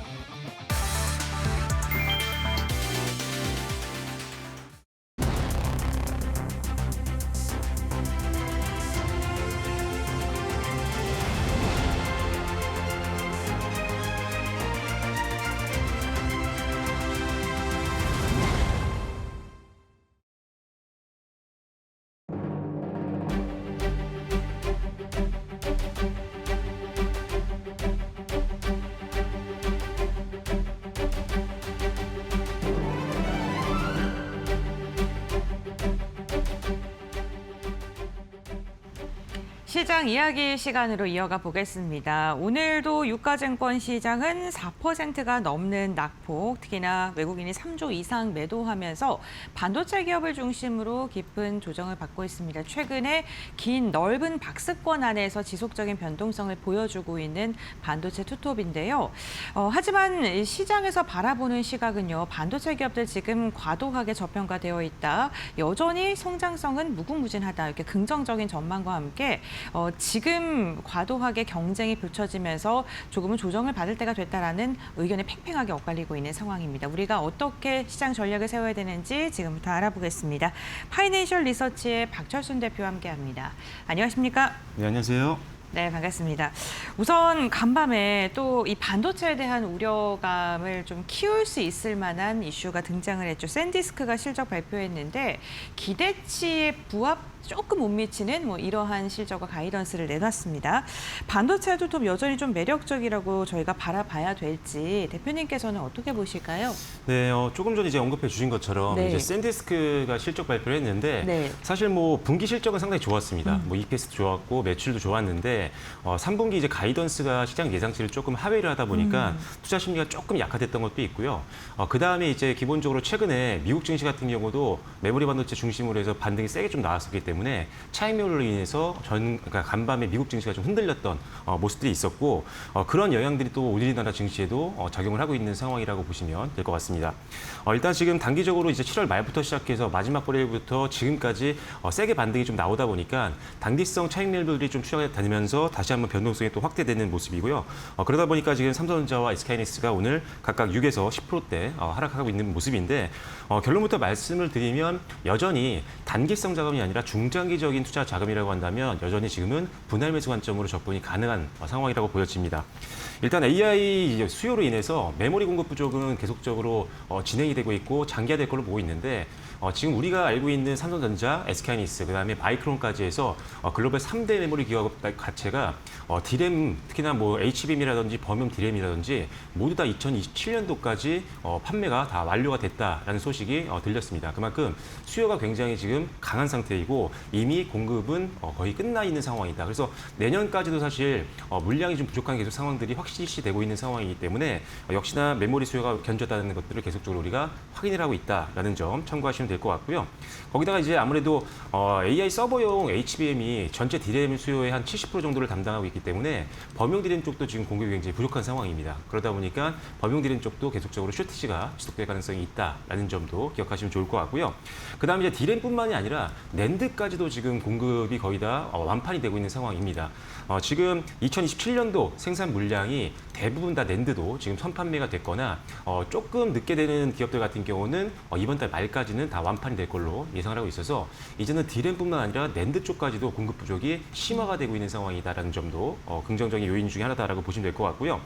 그리고 지금 아무래도 공급이 부족한 상태이다 보니까 메모리 공급자들이 지금 빅테크라든지 이런 고객사 쪽으로 원하는 수요의 한 60에서 한 70% 정도밖에 주지를 못하고 있는 상황입니다. 그만큼 공급이 부족한 상태고 그렇다면 가격 협상력에서 우위를 가져갈 수가 있기 때문에 당분간 또 가격이 계속적으로 인상될 가능성도 있고 지금 업계에서 바라보는 것도 2분기에도 가격이 올라왔지만 3분기에도 가격 인상 효과는 계속적으로 이어질 가능성이 높다고 보이기 때문에 가격 인상과 더불어서 수익성 개선도 조금 더 이어질 가능성이 충분히 있다라는 점도 장점이다라고 보시면 될 것 같고요. 더 좋은 건 뭐냐면 실적에 대한 전망치는 워낙 좋은 상황이었는데 역시나 7월달 급락 이후에 지금 밸류에이션 매력이 굉장히 부각이 되고 있는 상황입니다. 12개월 선행 PR을 봤을 때 지금 어제 종가 기준으로 보면은 삼성전자와 SK하이닉스가 한 4.2배 정도 되거든요. 역대급 저평가 구간인 거는 여전히 맞다라는 판단이고요. 거기에 오늘 각각 6에서 10% 정도 추가적인 하락이 나왔기 때문에 지금 4배 미만까지 내려간 상황입니다. 그래서 일단 지금 역시나 중장기적인 자금을 베팅할 분들 같은 경우는 삼성전자와 SK하이닉스는 분할로 당연히 담아가야 되는 코어 자산이다라고 생각하시면 될 것 같고요. 다만 지금 아무래도 이제 실적 발표가 계속 이어지고 있는 상태이고 또 고용 지표라든지 아니면 또 9월 FOMC라든지 여러 가지 또 이슈들이 있기 때문에 단기적인 성향의 어떤 투자를 하시는 분들 같은 경우는 일단 반도체도 약간의 변동성이 있기 때문에 조금 주의가 필요하다라는 점만 기억을 해보시면 좋을 것 같습니다. 네, 메모리 기업들의 실적의 성장성 그리고 마진율에 대한 기대감은 여전하다라고 이야기를 해주셨는데 그런데 이러한 마진율, 영업이익률에 대한 우려가 커진 게 애플과 같은 빅테크 기업들이 중국 기업과의 손을 잡으면서 그 협력 소식 들려왔고 결국에는 이러한 게 우리나라에는 조금 부정적인 영향을 미칠 수 있다라는 분석까지 이어지고 있거든요. 이런 게 가격 인하로 이어지진 않을까요? 지금 사실 그 부분이 시장에서 많이 걱정을 했던 부분이거든요. 그렇죠. 이제 최근에 창신 메모리가 뉴스가 너무 많이 나오고 있는 상황이잖아요. 아무래도 이제 메모리를 만들고 있는 회사다 보니까 우리나라의 어떤 이 강자 지위가 좀 뺏기는 거 아니냐, 시장 점유율 일부 줘야 되는 거 아니냐 이렇게 걱정을 하고 있는데 일단은 지금 CXMT가 애플과 최근에 이슈가 뭐가 있었냐면 애플이 좀 가격을 좀 인하해달라 메모리 가격을라고 요구를 했는데 이거를 거절을 했습니다. 그 이유가 뭐냐면 지금 아무래도 모든 영역에서 AI가 적용이 되면서 메모리가 필요한 기업들이 굉장히 많은데 중국에도 엄청난 규모의 기업들이 있죠. 화웨이라든지 아니면 샤오미 같은 기업들이 있는데 이미 이 회사들과 장기 공급 계약을 이미 이 창신 메모리도 하고 있는 상황이어서 아쉬울 게 없다라는 거죠. 굳이 애플이라고 해서 가격을 인하해 줄 필요가 없다라는 판단입니다. 이미 공급은 부족한 상태이기 때문에 훨씬 더 유리한 위치에 있다라는 거죠. 그렇게 되면 애플 입장에서도 사실 우리나라와 가격 협상을 할 때 우리 가격이나 안 해주면은 우리가 중국 메모리 쓸 거다 이렇게 좀 약간 요구를 할 수 있는 부분들이 있었는데 이게 이번 이슈로 인해서 완전히 내려갔다라고 좀 개인적으로 보고 있는 상태입니다. 왜? 창신 메모리를 쓴다고 해도 가격을 낮출 수가 없는 상황이거든요. 오히려 뉴스를 통해서 나왔던 내용들을 보면은 창신 메모리가 삼성전자와 SK하이닉스와 비슷한 가격 또는 그 이상을 요구했다라고 해요. 그래서 지금 애플 입장에서 굉장히 지금 난감한 상황이 좀 된 상황이죠. 그래서 일단 창신 메모리가 저가 공세를 통해서 우리나라의 시장을 잡아먹는 게 아니냐라고 걱정하셨던 분들이 있다면 이번 이슈로 어느 정도는 이게 악재가 해소가 됐다라고 보시면 되기 때문에 일단 그 이슈에 대해서는 너무 걱정하지는 않으셔도 될 것 같습니다. 네, 알겠습니다. 창신 메모리가 만약에 또 이런 식으로 시장의 파일을 커 나가게 된다면 영업이익률이 또 어떻게 나올지 좀 궁금해집니다. 이러한 시장 속에서 메타가요, 첫 AI 코딩 에이전트인 뮤즈코드를 공개를 했습니다. 그런데 성능이 아니라 가격으로 승부를 보겠다 이러한 언급도 같이 한 것으로 알려졌는데요. 이러한 에이전트 공개가 메모리 업계에는 또 어떠한 영향을 미칠까요? 일단은 긍정적이라고 보고 좋겠죠. 있습니다. 네, 왜냐하면 지금 이 뮤직코드 출시가 단순히 어떻게 보면 AI 모델 경쟁이 아니라 AI를 통해서 이제 메타도 수익을 창출하겠다라는 그런 전략이거든요. 실제로 이제 엔트로픽의 클로드 대비했을 때 성능은 현저히 좀 떨어진다라고 알려져 있는데 네. 그래서 이 사람들이 지금 경쟁을 하기 위해서 어떤 전략을 쓴 거냐? 가격을 많이 낮췄습니다. 그렇기 때문에 가격을 낮췄기 때문에 이제 개발자 입장에서는 좀 쉽게 좀 접근을 할 수가 있다는 거죠. 부담이 좀 줄어들기 때문에. 그래서 많은 개발자들이 이런 것을 사용하게 된다고 한다면 여기서 좀 수익을 창출하겠다라는 전략이라고 보시면 될 것 같고, 결과적으로 이 AI 코딩 에이전트 수요가 늘어나면 늘어날수록 여기에서는 당연히 GPU라든지 우리나라가 잘 만들고 있는 메모리 수요가 늘어날 수밖에 없는 상황이어서 결국은 AI 경쟁은 우리나라 메모리 기업들에게는 수혜가 될 수밖에 없다. 이렇게 해석을 하시면 될 것 같습니다. 그 이외에도 사실 최근에 이제 순환매가 조금씩 돌기 시작을 했는데 메모리 반도체에 대한 이슈가 너무나도 지금 시장에 많이 돌아다니고 있다 보니까 매일매일 좀 변동성이 있지만 그래도 보통 우리가 반도체가 좀 빠지면은 다른 AI 밸류체인에 속해 있는 뭐 전력기기라든지 아니면 소프트웨어라든지 이런 것들이 한꺼번에 무너지는 경우가 많았는데 오늘 같은 경우도 오히려 기판 쪽은 상대적으로 좀 잘 버티는 모습들이 좀 나왔었고요. 그다음에 소프트웨어도 좀 나쁘지 않았던, 그래서 이제는 AI 밸류체인이 한꺼번에 메모리에 흔들리는 게 아니라 조금씩은 자금이 메모리, 특히나 반도체 투톱에서 AI 밸류체인으로 순환매가 돌면서 다른 종목들도 잘 올라가고 있는 모습들이 확인이 되고 있기 때문에 오히려 저는 좀 다 함께 올라갈 수 있는 좀 건강한 반등이 앞으로 좀 기대가 되지 않을까 이렇게 생각하고 있고요. 그리고 이제 소프트웨어도 이제 마찬가지입니다. 그동안 이제 AI가 확장이 되면 하드웨어, 뭐 메모리 같은 이런 하드웨어 쪽만 시장에서 집중이 됐었고 관련주만 올랐다라고 한다면 이제는 소프트웨어 쪽도 낙수 효과를 볼 수 있다는 게 다시 한번 부각이 되면서 최근에 강한 흐름들을 보여주고 있습니다.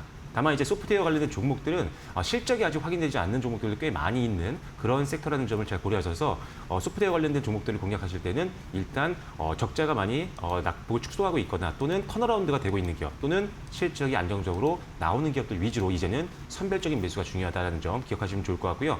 단기 반등이 좀 세게 나왔던 소프트웨어 섹터였기 때문에 실적이 좀 부진한 종목이라고 한다면 수익을 좀 어느 정도는 챙기는 전략도 고려해 보시면 좋을 것 같습니다.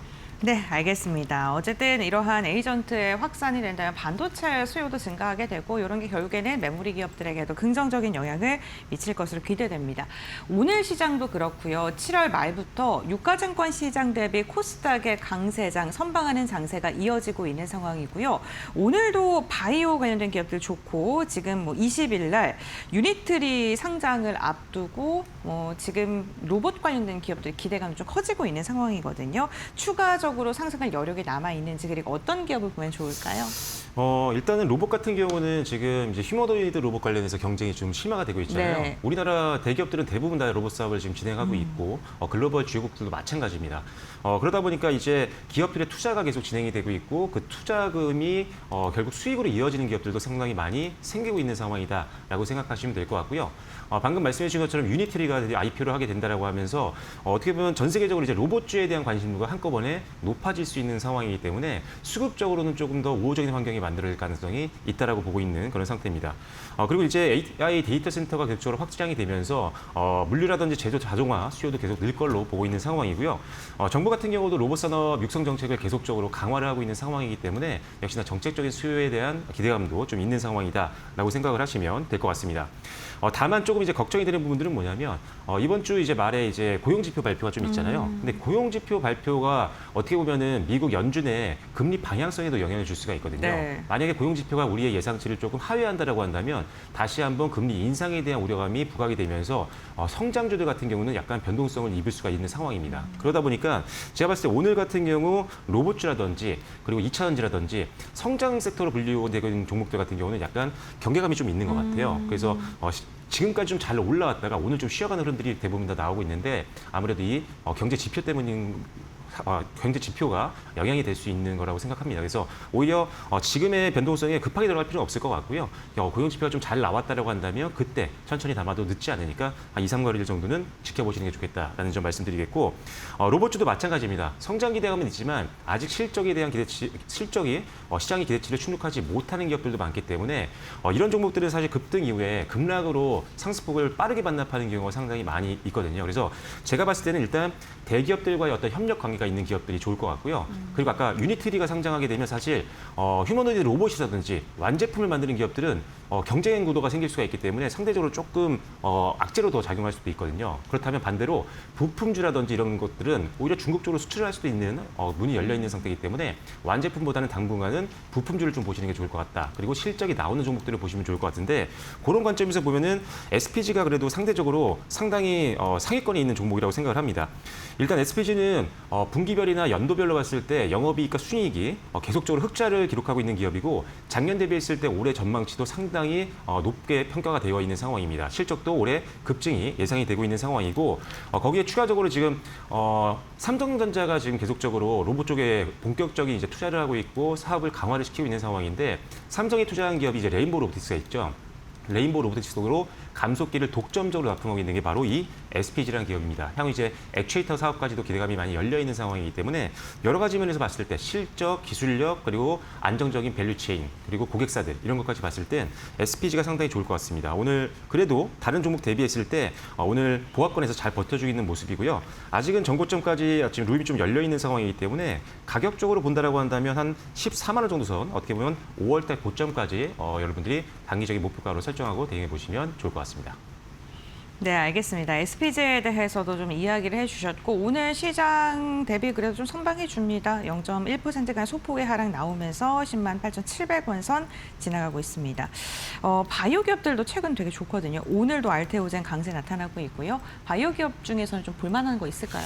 일단 알테오젠은 계속 봐야 될 것 같습니다. 알테오젠이요, 네, 일단 네. 뭐 기술 이전을 굉장히 잘하고 있는 상황이고 벌써 네. 또 5천억 원 규모의 라이센스 하우스를 지금 성공을 시켰기 때문에 그때부터 사실 전반적인 투심이 다 살아나고 있는 것 같습니다. 하반기 때도 사실 기술 이전에 대한 기대감이 있는 기업들이 굉장히 많고요. FDA라든지 이런 허가 관련된 기업들도 많은데 오늘 또 온코리 테라피틱스 같은 경우는 인도 쪽 품목 허가가 나왔었거든요. 네. 이런 이제 호재들이 계속 쌓이다 보니까 그동안 소외됐던 이 제약바이오 쪽으로 수단매가 들어오면서 전반적으로 상승이 좀 많이 나오고 있습니다. 그런데 일단 제약바이오도 로봇 섹터와 조금 함께 묶어서 본다라고 한다면 여기도 역시나 성장 섹터로 분류가 되어 있는 곳이죠. 그러다 보니까 미래에 대한 기대치는 상당히 많지만 아직도 실적이 좀 나오지 않는 기업들이 상당히 많습니다. 특히나 바이오텍 기업들 같은 경우는 상당히 그런 경우가 많이 있는데 전통적인 제약사는 약을 팔아서 약간 안정적인 캐시카우를 갖고 있는 경우가 많지만 이런 플랫폼이라든지 기술을 개발하는 기업들 같은 경우는 아직은 실적이 저조한 기업들이 상당히 많습니다. 그래서 실적이 좀 그래도 안정적으로 가기 위해서는 대규모의 기술 이전을 하는 게 굉장히 중요한데 그래서 지금까지 기술 이전을 했던 전례가 있는 기업들 우리가 방금 말씀드렸던 뭐 알테오젠이라든지 아니면 ABL 바이오라든지 오스코텍이라든지 유한양행이라든지 실제로 기술 이전을 했던 경험이 있는 기업들 같은 경우는 추가 기술 이전에 대한 문도 좀 많이 열려 있다는 판단이거든요. 그래서 기술 이전 했던 기업들 위주로 좀 보시면 좋을 것 같다라는 판단이고요. 그래서 일단 실적도 잘 나오고 있고 기술 이전을 통해서 추가적인 성장도 기대가 되는 종목들을 보다 보면 당연히 알테오젠과 ABL 바이오 같은 대장주를 갖고 가는 게 맞다라고 보고 있고요. 조금 더 작은 종목으로 본다라고 하면 개인적으로는 오스코텍을 상당히 좀 좋게 보고 있습니다. 오스코텍 같은 경우는 최근에 이제 세비도 플래닙이라는 제품에 대한 기술 이전을 완료를 했습니다. 벌써 3건을 했기 때문에 기술 이전을 굉장히 잘하고 있는 기업이고 앞으로 추가적인 기술 이전에 대한 기대감도 상당히 열려 있는 기업인데 그러다 보니까 이 회사의 실적을 보시면 아시겠지만 실적도 상당히 안정적으로 지금 나오고 있는 상황입니다.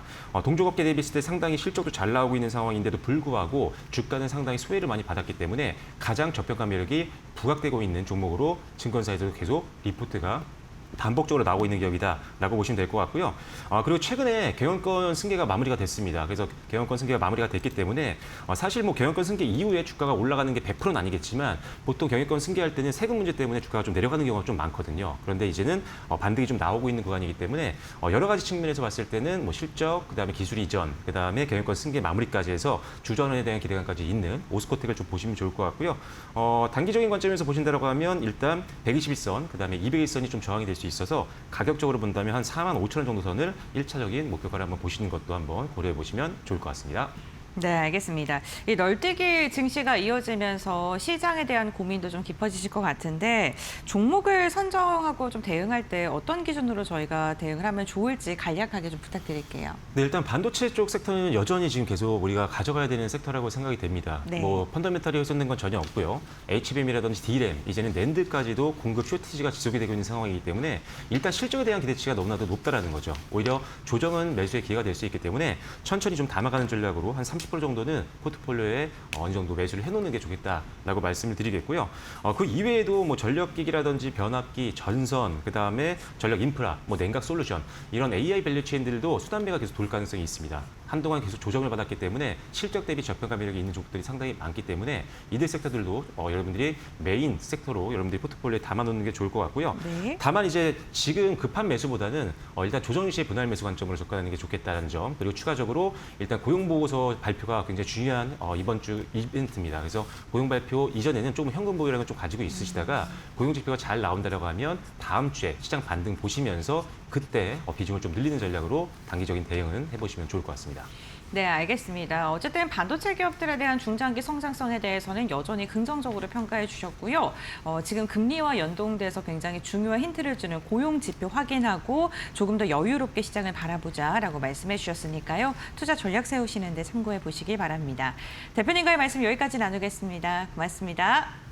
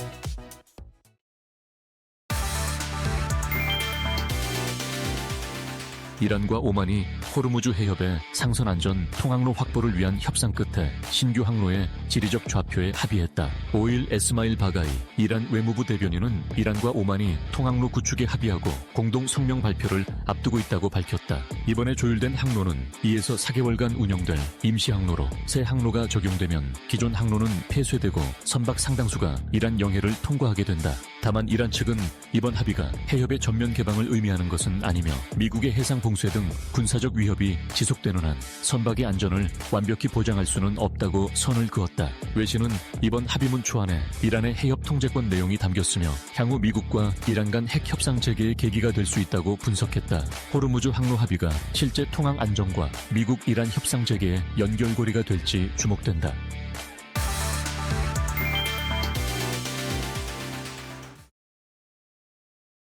네, 장 마감까지 약 5분 30초가량 남겨두고 있습니다. 라스트 찬스 들어가 보도록 할 거고요. 이데일리 서동구 전문위원 모셨습니다. 어서 오십시오. 네, 안녕하세요.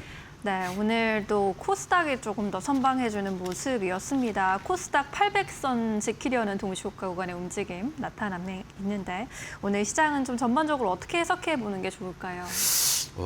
지난 7월 말에 그 급락 이후 급반등 그러면서 조금 이제 한숨은 돌리나 싶었는데 다시 또 매도 사이드카가 발동이 되고요.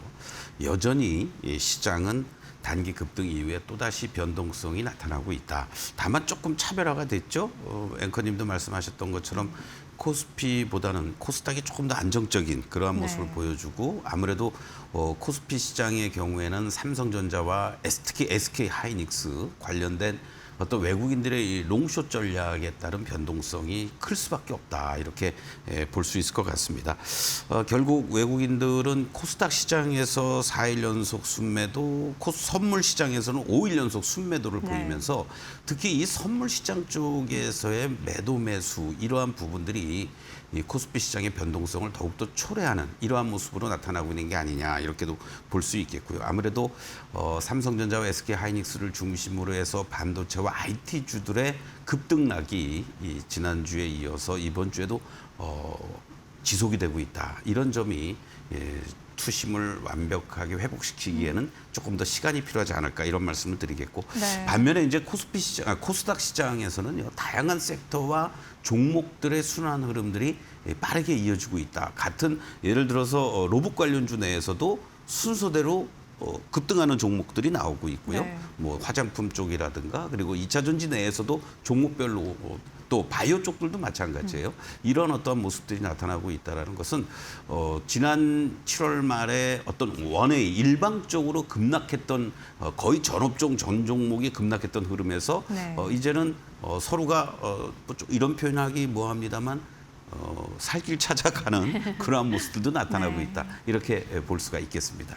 네, 오늘 이제 코스닥 안에서 또 로봇이라든가 뭐 바이오까지 좀 종목별, 섹터별 강세가 나타났는데 오늘 로봇의 경우에는 정부의 로봇 산업 육성 정책에 좀 움직이는 모습이었습니다. 지금 이제 앞으로 뭐 반도체가 이렇게 좀 기간 조정을 계속 받는다라고 본다면 우리가 어떤 업종의 좀 섹터에 주목해 보는 게 좋을까요? 사실은 AI 반도체 관련주들이 한 4, 5, 6월 동안 급등을 하는 과정에서 그렇죠. 이 반도체의 후속타가 어디가 될 것이냐. 바로 이러한 부분에 대해서 많은 논란도 있었습니다만 결국은 AI와 관련돼서 응용을 하고 확대될 수 있는 휴머노이드 쪽뿐만이 아니고 바로 이 로봇 관련주라는 것이 이 많은 분들의 공감대를 형성했었습니다. 네. 그런 와중에 국내외 뭐 대기업들부터 또 정부에서도 지원을 해주고 있고 또 미국에서조차도 중국의 로봇 관련주들의 산업이 급팽창을 하고 시장 점유율을 높이다 보니까 중국 관련해서는 이제 규제를 하자. 이러한 어떤 방침들이 반사 이익을 얻을 수 있지 않겠냐라는 기대감으로 그동안 단기적으로 급락한 이후에 하나의 모멘텀으로 작용을 했다라고 볼 수 있겠고요. 또 하나는 이런 실적들에 대한 우려감도 있었습니다마는 나름대로 안정적인 실적을 거두거나 또는 매출이 상향 조정되는 그런 기업들이 이제 하나둘씩 나타나기 시작했다라는 거죠. 이러한 부분들이 하나의 대안으로서 로봇 관련주들이 어떤 순환 흐름과 상승의 기조를 조금 더 이어갈 수 있는 발판을 만들었다. 이런 관점에서 이들 쪽을 중심으로 해서 여러분들이 급등할 때 쫓아가지 마시고 네. 흔들릴 때 저점에서의 매수 전략은 여전히 유효하다라고 강조를 드리고 싶습니다. 네, 오늘도 생각보다 장 후반에 조금 시세를 내준 로봇주들도 많이 보였는데요. 내일장 계획 세우실 때 참고해 보시면 좋겠습니다. 코스피와 코스닥의 흐름 좀 여전히 엇갈린 모습으로 마감 준비하고 있는데요. 코스피의 경우에는 4%대 급락세 확인되고 있습니다. 6,286포인트까지 내려와 있고요. 장중에 6,238포인트까지 저점 보여주기도 했습니다. 코스닥의 경우에는 강보합권 마감 800선 지킬 수 있을지 그 여부에 좀 시선 쏠리고 있고요. 코스피 200은 5%까지 낙폭 그리고 있는 상황입니다. 오늘 유가증권 시장에서는 개인의 순매수세만이 들어왔고요. 외국인이 순매도로 전환, 기관은 소폭의 매도 우위 그리고 있습니다. 코스닥 쪽에서는 외국인의 순매도세 역시나 확인됐고요. 개인과 기관은 순매수세로 지수 하단을 좀 받쳐주려는 흐름이었습니다. 시가총액 상위 종목 흐름 빠르게 체크해 보시죠. 삼성전자, SK하이닉스 동반 급락세, 하이닉스가 10%까지 급락 좀 그리고 있습니다. 150만 원 선 내주는 모습, 우선주도 5%대 급락 확인됩니다. SK 스퀘어, 삼성전기까지 9에서 13%까지 급락 확인되고 있습니다. 국내 증시 문을 닫습니다.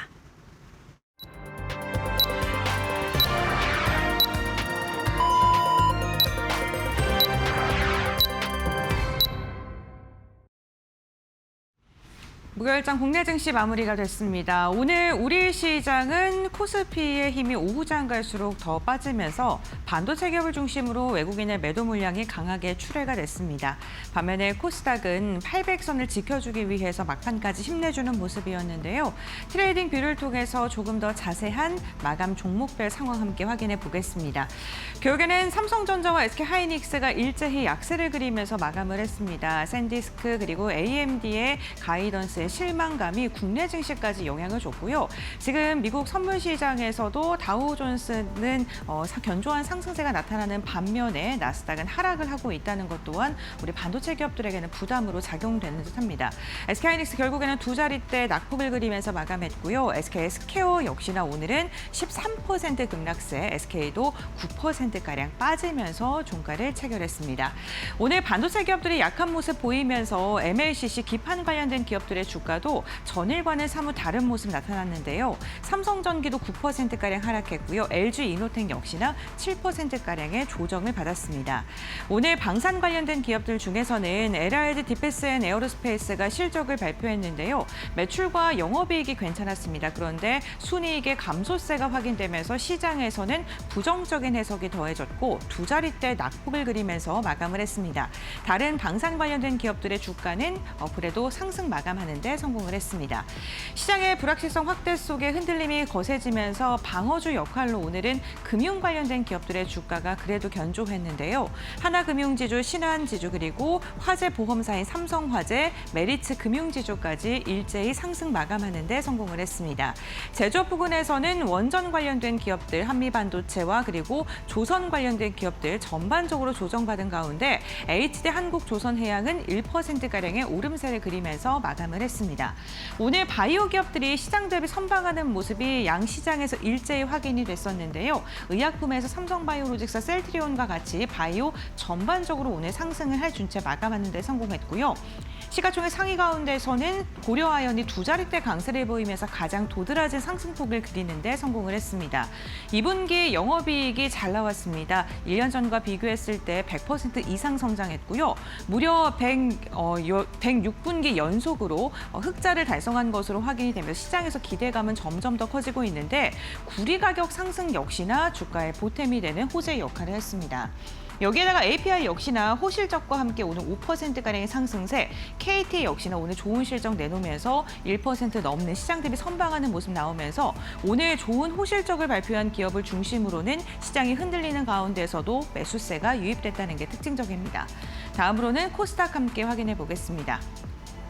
코스닥은 오늘 장중에 상승과 하락을 반복하면서 좀 버텨주려는 힘겨루기 모습이 나타났었는데요. 특히나 바이오 관련된 기업들의 주가의 상승이 굉장히 눈에 띄었죠.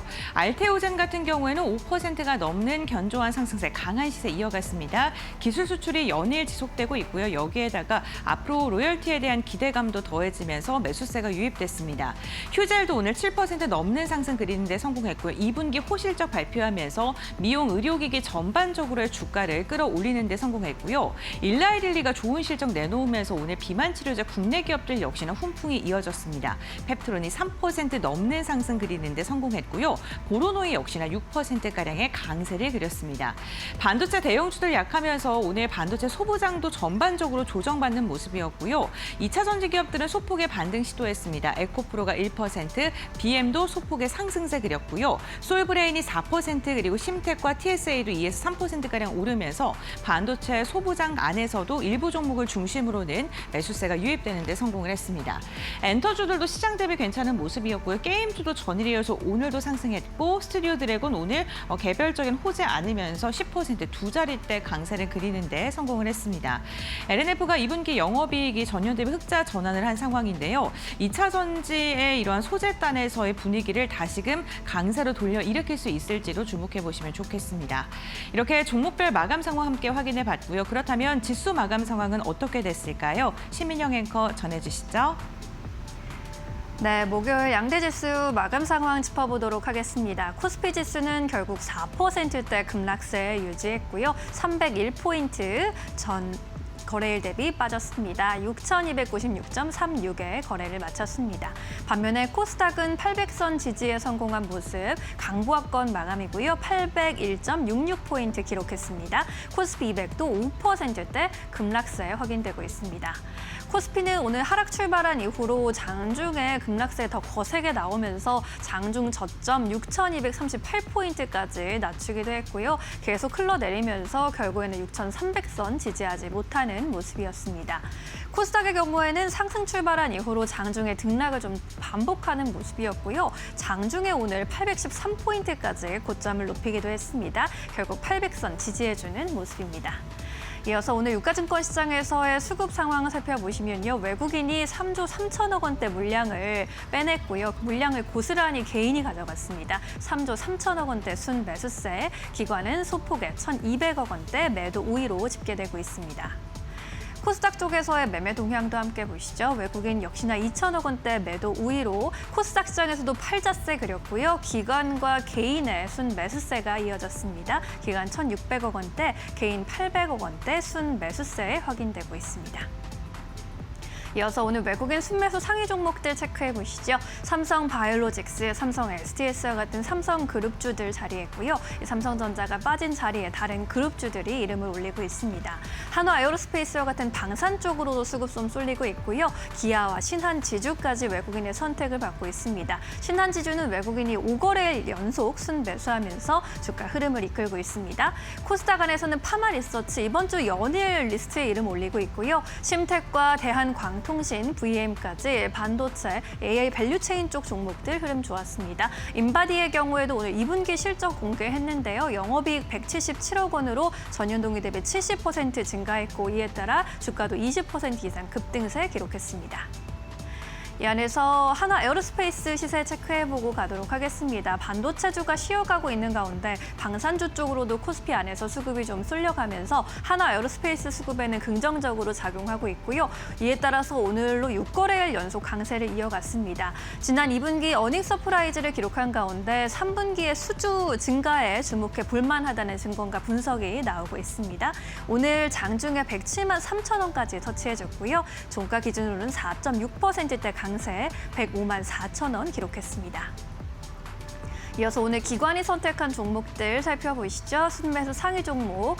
1위에 GS건설 올라왔고요. 현대건설까지 자리하면서 건설주 쪽으로 맥이 계속 쏠리고 있습니다. AI 데이터 센터 그리고 원전 관련 증설 기대감이 주가를 끌어올리고 있습니다. 신한지주 앞서 외국인에 이어서 기관 리스트에 이름 올렸고요. 삼성전기, 셀트리온 같은 종목들 기관에 관심을 받아갔습니다. 이어서 로보티즈 같은 로봇주들로 수급수 쏠려갔고요. 역시나 제약 바이오 종목들이 대거 이름을 올렸습니다. 알테오젠과 LNC바이오, 파마리서치, D&D 파마텍까지 기관의 매수세 가져갔고요. LNC바이오의 경우에는 특히나 주목받는 모습 10%대 급등세 연출하기도 했습니다. 이 안에서 로보티즈 살펴보도록 하겠습니다. 정부의 로봇 육성 정책이 오늘 장 초반에 공개되면서 로봇주 전반적으로 시세 괜찮았는데요. 로보티즈의 경우에는 후반까지 시세를 이끌고 가지는 못했습니다. 장 초반에 반짝 상승에 그치면서 25만 원대 시세를 보여줬지만 이내 하락 전환했고요. 하지만 LG전자의 2대 주주로 있는 로봇 부품사로서 앞으로의 정부 정책에 대한 기대감 함께 가져가 보셔도 좋을 것 같습니다. 오늘 종가 기준으로는 전거래 대비 3.5% 하락세 그리면서 23만 3,500원에 체결해놨습니다. 네, 이렇게 해서 오늘 수급이 쏠린 종목들 짚어보셨고요. 오늘 시장 정리하면서 기억해볼 만한 포인트들 고은별 앵커와 함께 만나보시죠. 파이널 포인트 3가지 알아보도록 하겠습니다. 오늘 첫 번째는 반도체 기업들의 약세를 꼽았습니다.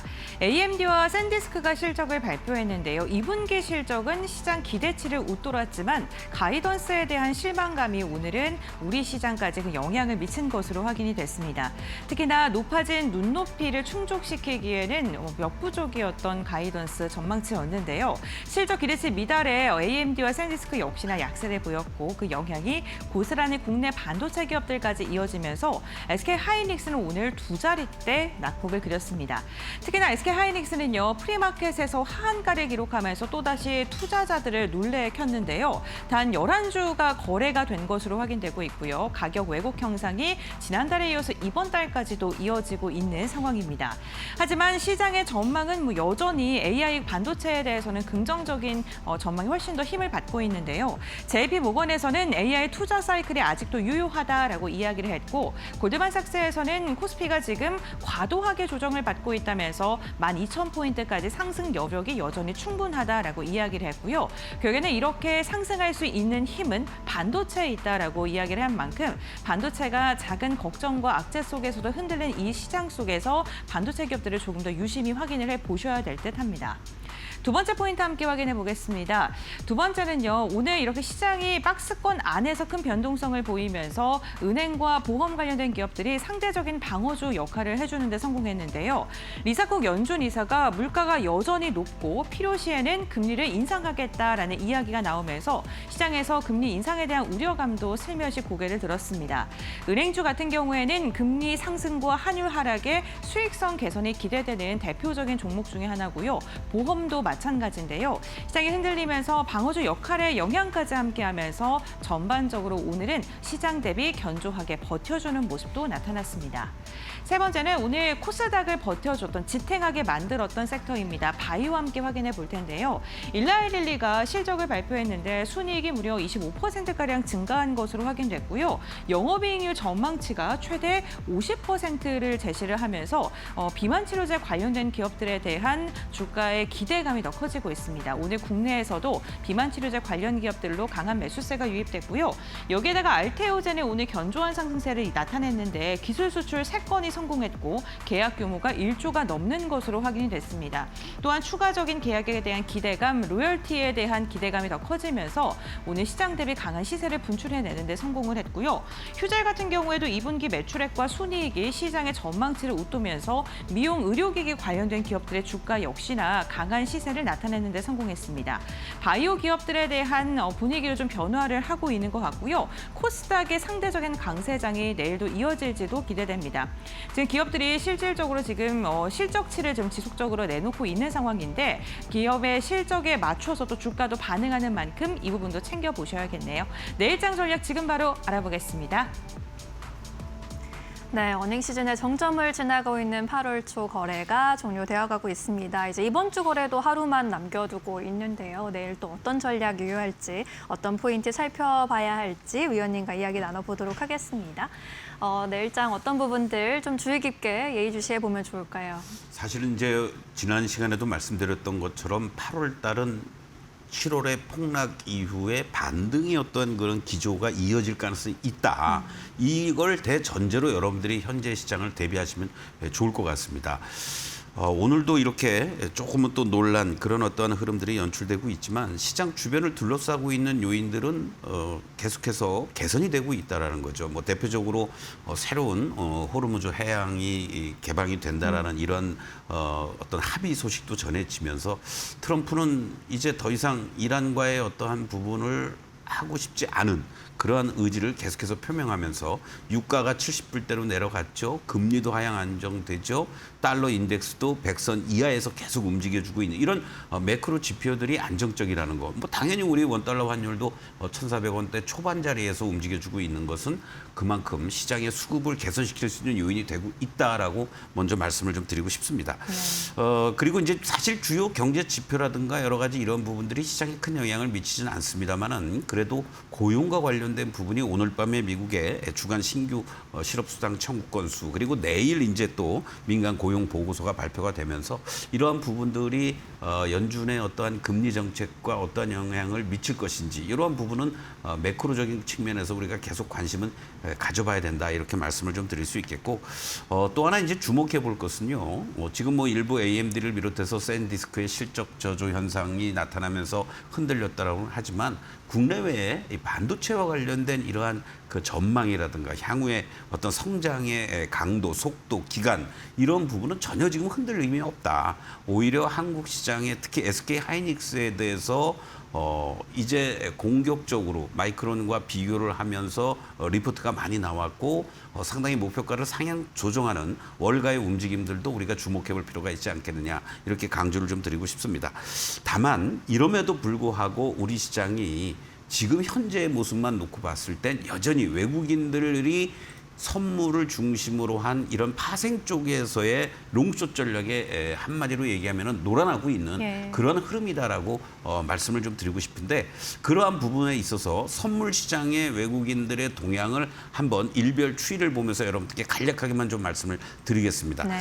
사실 지난 28일, 29일이었죠. 이때 얼마나 우리가 폭락을 하면서 걱정을 했었습니까? 물론 선물 지수 자체도 10%, 6% 이상 폭락하는 과정 속에서 오히려 3 3조 원 가까운 이러한 순매수를 외국인들이 보여주었습니다. 이틀 동안에 걸쳐서. 그리고 반등이 이루어졌고 금요일 날 급등하고 월요일 날 이렇게 또 3조 8천억의 순매도를 보였는데요. 그 이유를 중심으로 해서도 매도를 보여주고 있지만 누적적으로 미결제 약정은 오히려 조금씩 감소가 되고 있다는 거. 그런 측면에서 급락을 이용해서 매수했던 부분들을 지금 청산하는 과정이 이루어지고 있구나. 이렇게 여러분들이 이해하시면서 오히려 외국인들이 내일부터라도 선물해서 순매수로 반전. 지금 막 보니까 순매수로 지금 이제 45분에 반전이 되고 있지 않습니까? 네. 이러한 부분들이 여러분들이 차분하게 외국인들의 선물에서의 순매매 동향을 체크하면서 시장의 변동성을 이용한 저가 매수 전략은 여전히 유효하다. 네. 이렇게 말씀을 드리겠습니다. 네, 외국인의 수급을 잘 예의주시해보자라고 또 조언을 해주셨고 앞으로 또 어떤 종목을 픽해야 할지 고민이 또 깊어지는 시점이기도 한데요. 내일 시장에서는 어떤 종목을 좀 눈여겨보는 게 좋을까요? 시장의 색깔이 좀 확실히 바뀌고 있다는 생각이 들어서요. 그렇습니다. 섹터나 종목별로 빠르게 반등하는 종목들이 늘어나고 있죠. 오늘도 건설주들이 견조한 모습을 잘 보여주었는데요. 대우건설 여러분들 한번 관심 있게 보시면 좋을 것 같습니다. 뭐 네. 고점 대비한다라면은 뭐 4만 원도 넘어갔던 주식이 10,000원대까지 뭐 급락을 했으니까요. 크게 보면 세 가지의 모멘텀을 가지고 있다. 뭐 호남 반도체 클러스터와 관련된 부분은 이제 시간을 갖고 이 바로 모기업이 이 호남을 연고로 한 대표적인 중흥건설이다라고 보시면 되겠고, 그리고 클러스터뿐만이 아니라 원전 SMR과 관련된, 그리고 또 여러 가지 지정학적 리스크가 불거지고는 있습니다만은 마무리가 돼가면서 재건이라는 모멘텀, 어떻게 보면 이 세 가지를 다 보유하고 있는 기업이 대우건설이다라고 보시면 좋을 것 같고, 그러려면은 물론 또 실적이 뒷받침돼야 되겠죠. 다른 걸 떠나서 2분기 영업이익과 관련해서 당초에 한 1,600억 정도를 예상했는데 2,323억 원을 기록하면서 YOY 기준으로 182% 이상 급증해 주었다라는 거. 결국 이러한 과정 속에서 신규 수주도 당초에는 한 18조 원 정도를 회사 쪽에서 발표를 했는데요. 오히려 27조 원으로 상향을 하면서 추가적으로 원전이라든가 플랜트 쪽이라든가 LNG 쪽과 관련된 하반기 신규 수주에 대한 기대감을, 자신감을 피력했다. 이러한 측면으로 보시면 좋을 것 같습니다. 그렇죠. 현재 위치에서 본다라면요. 13,000원을 손절가로 설정을 하시고 현재 조금씩 분할 매수 전략들 1차 목표가 2만 원 정도를 목표로 두고 대응하셔도 좋을 것 같다. 이렇게 말씀드리겠습니다. 네, 확실히 대우건설을 비롯해서 이제 건설주를 바라보는 시장의 시선이 좀 긍정적으로 바뀌고 있고요. 수주 목표치도 상향되고 있고 앞으로에 대한 실적도 기대해 보셔도 좋을 것 같습니다. 오늘 현재 16,870원의 종가 체결해 놓은 상황이고요. 2만 원까지 목표 주가 봐주셨으니까요. 참고해 보시기 바랍니다. 자, 이제 내일 시장 한마디 여쭤보고 보내드려야겠네요. 어떤 말씀 주시겠습니까? 여전히 변동성은 있습니다만은 그래도 저점 매수가 들어오고 있는 과정들, 결국 섹터 종목별 순환 흐름이 빠르게 이어지고 있다.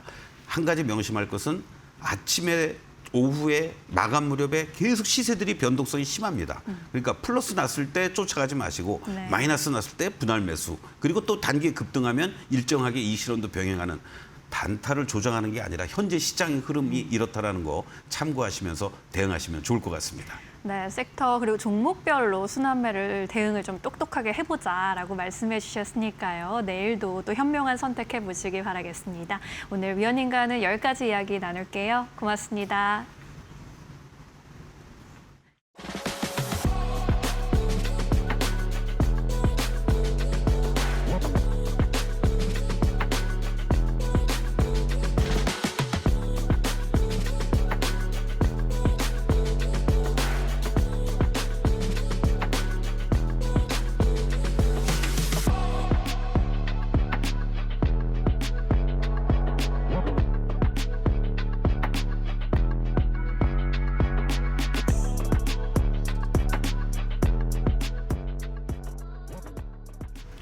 오늘 저희가 준비한 소식은 여기까지입니다. 내일도 오후 2시에 찾아뵙겠습니다. 시청해주신 여러분 고맙습니다. 마감은 언제나 파이널 샷.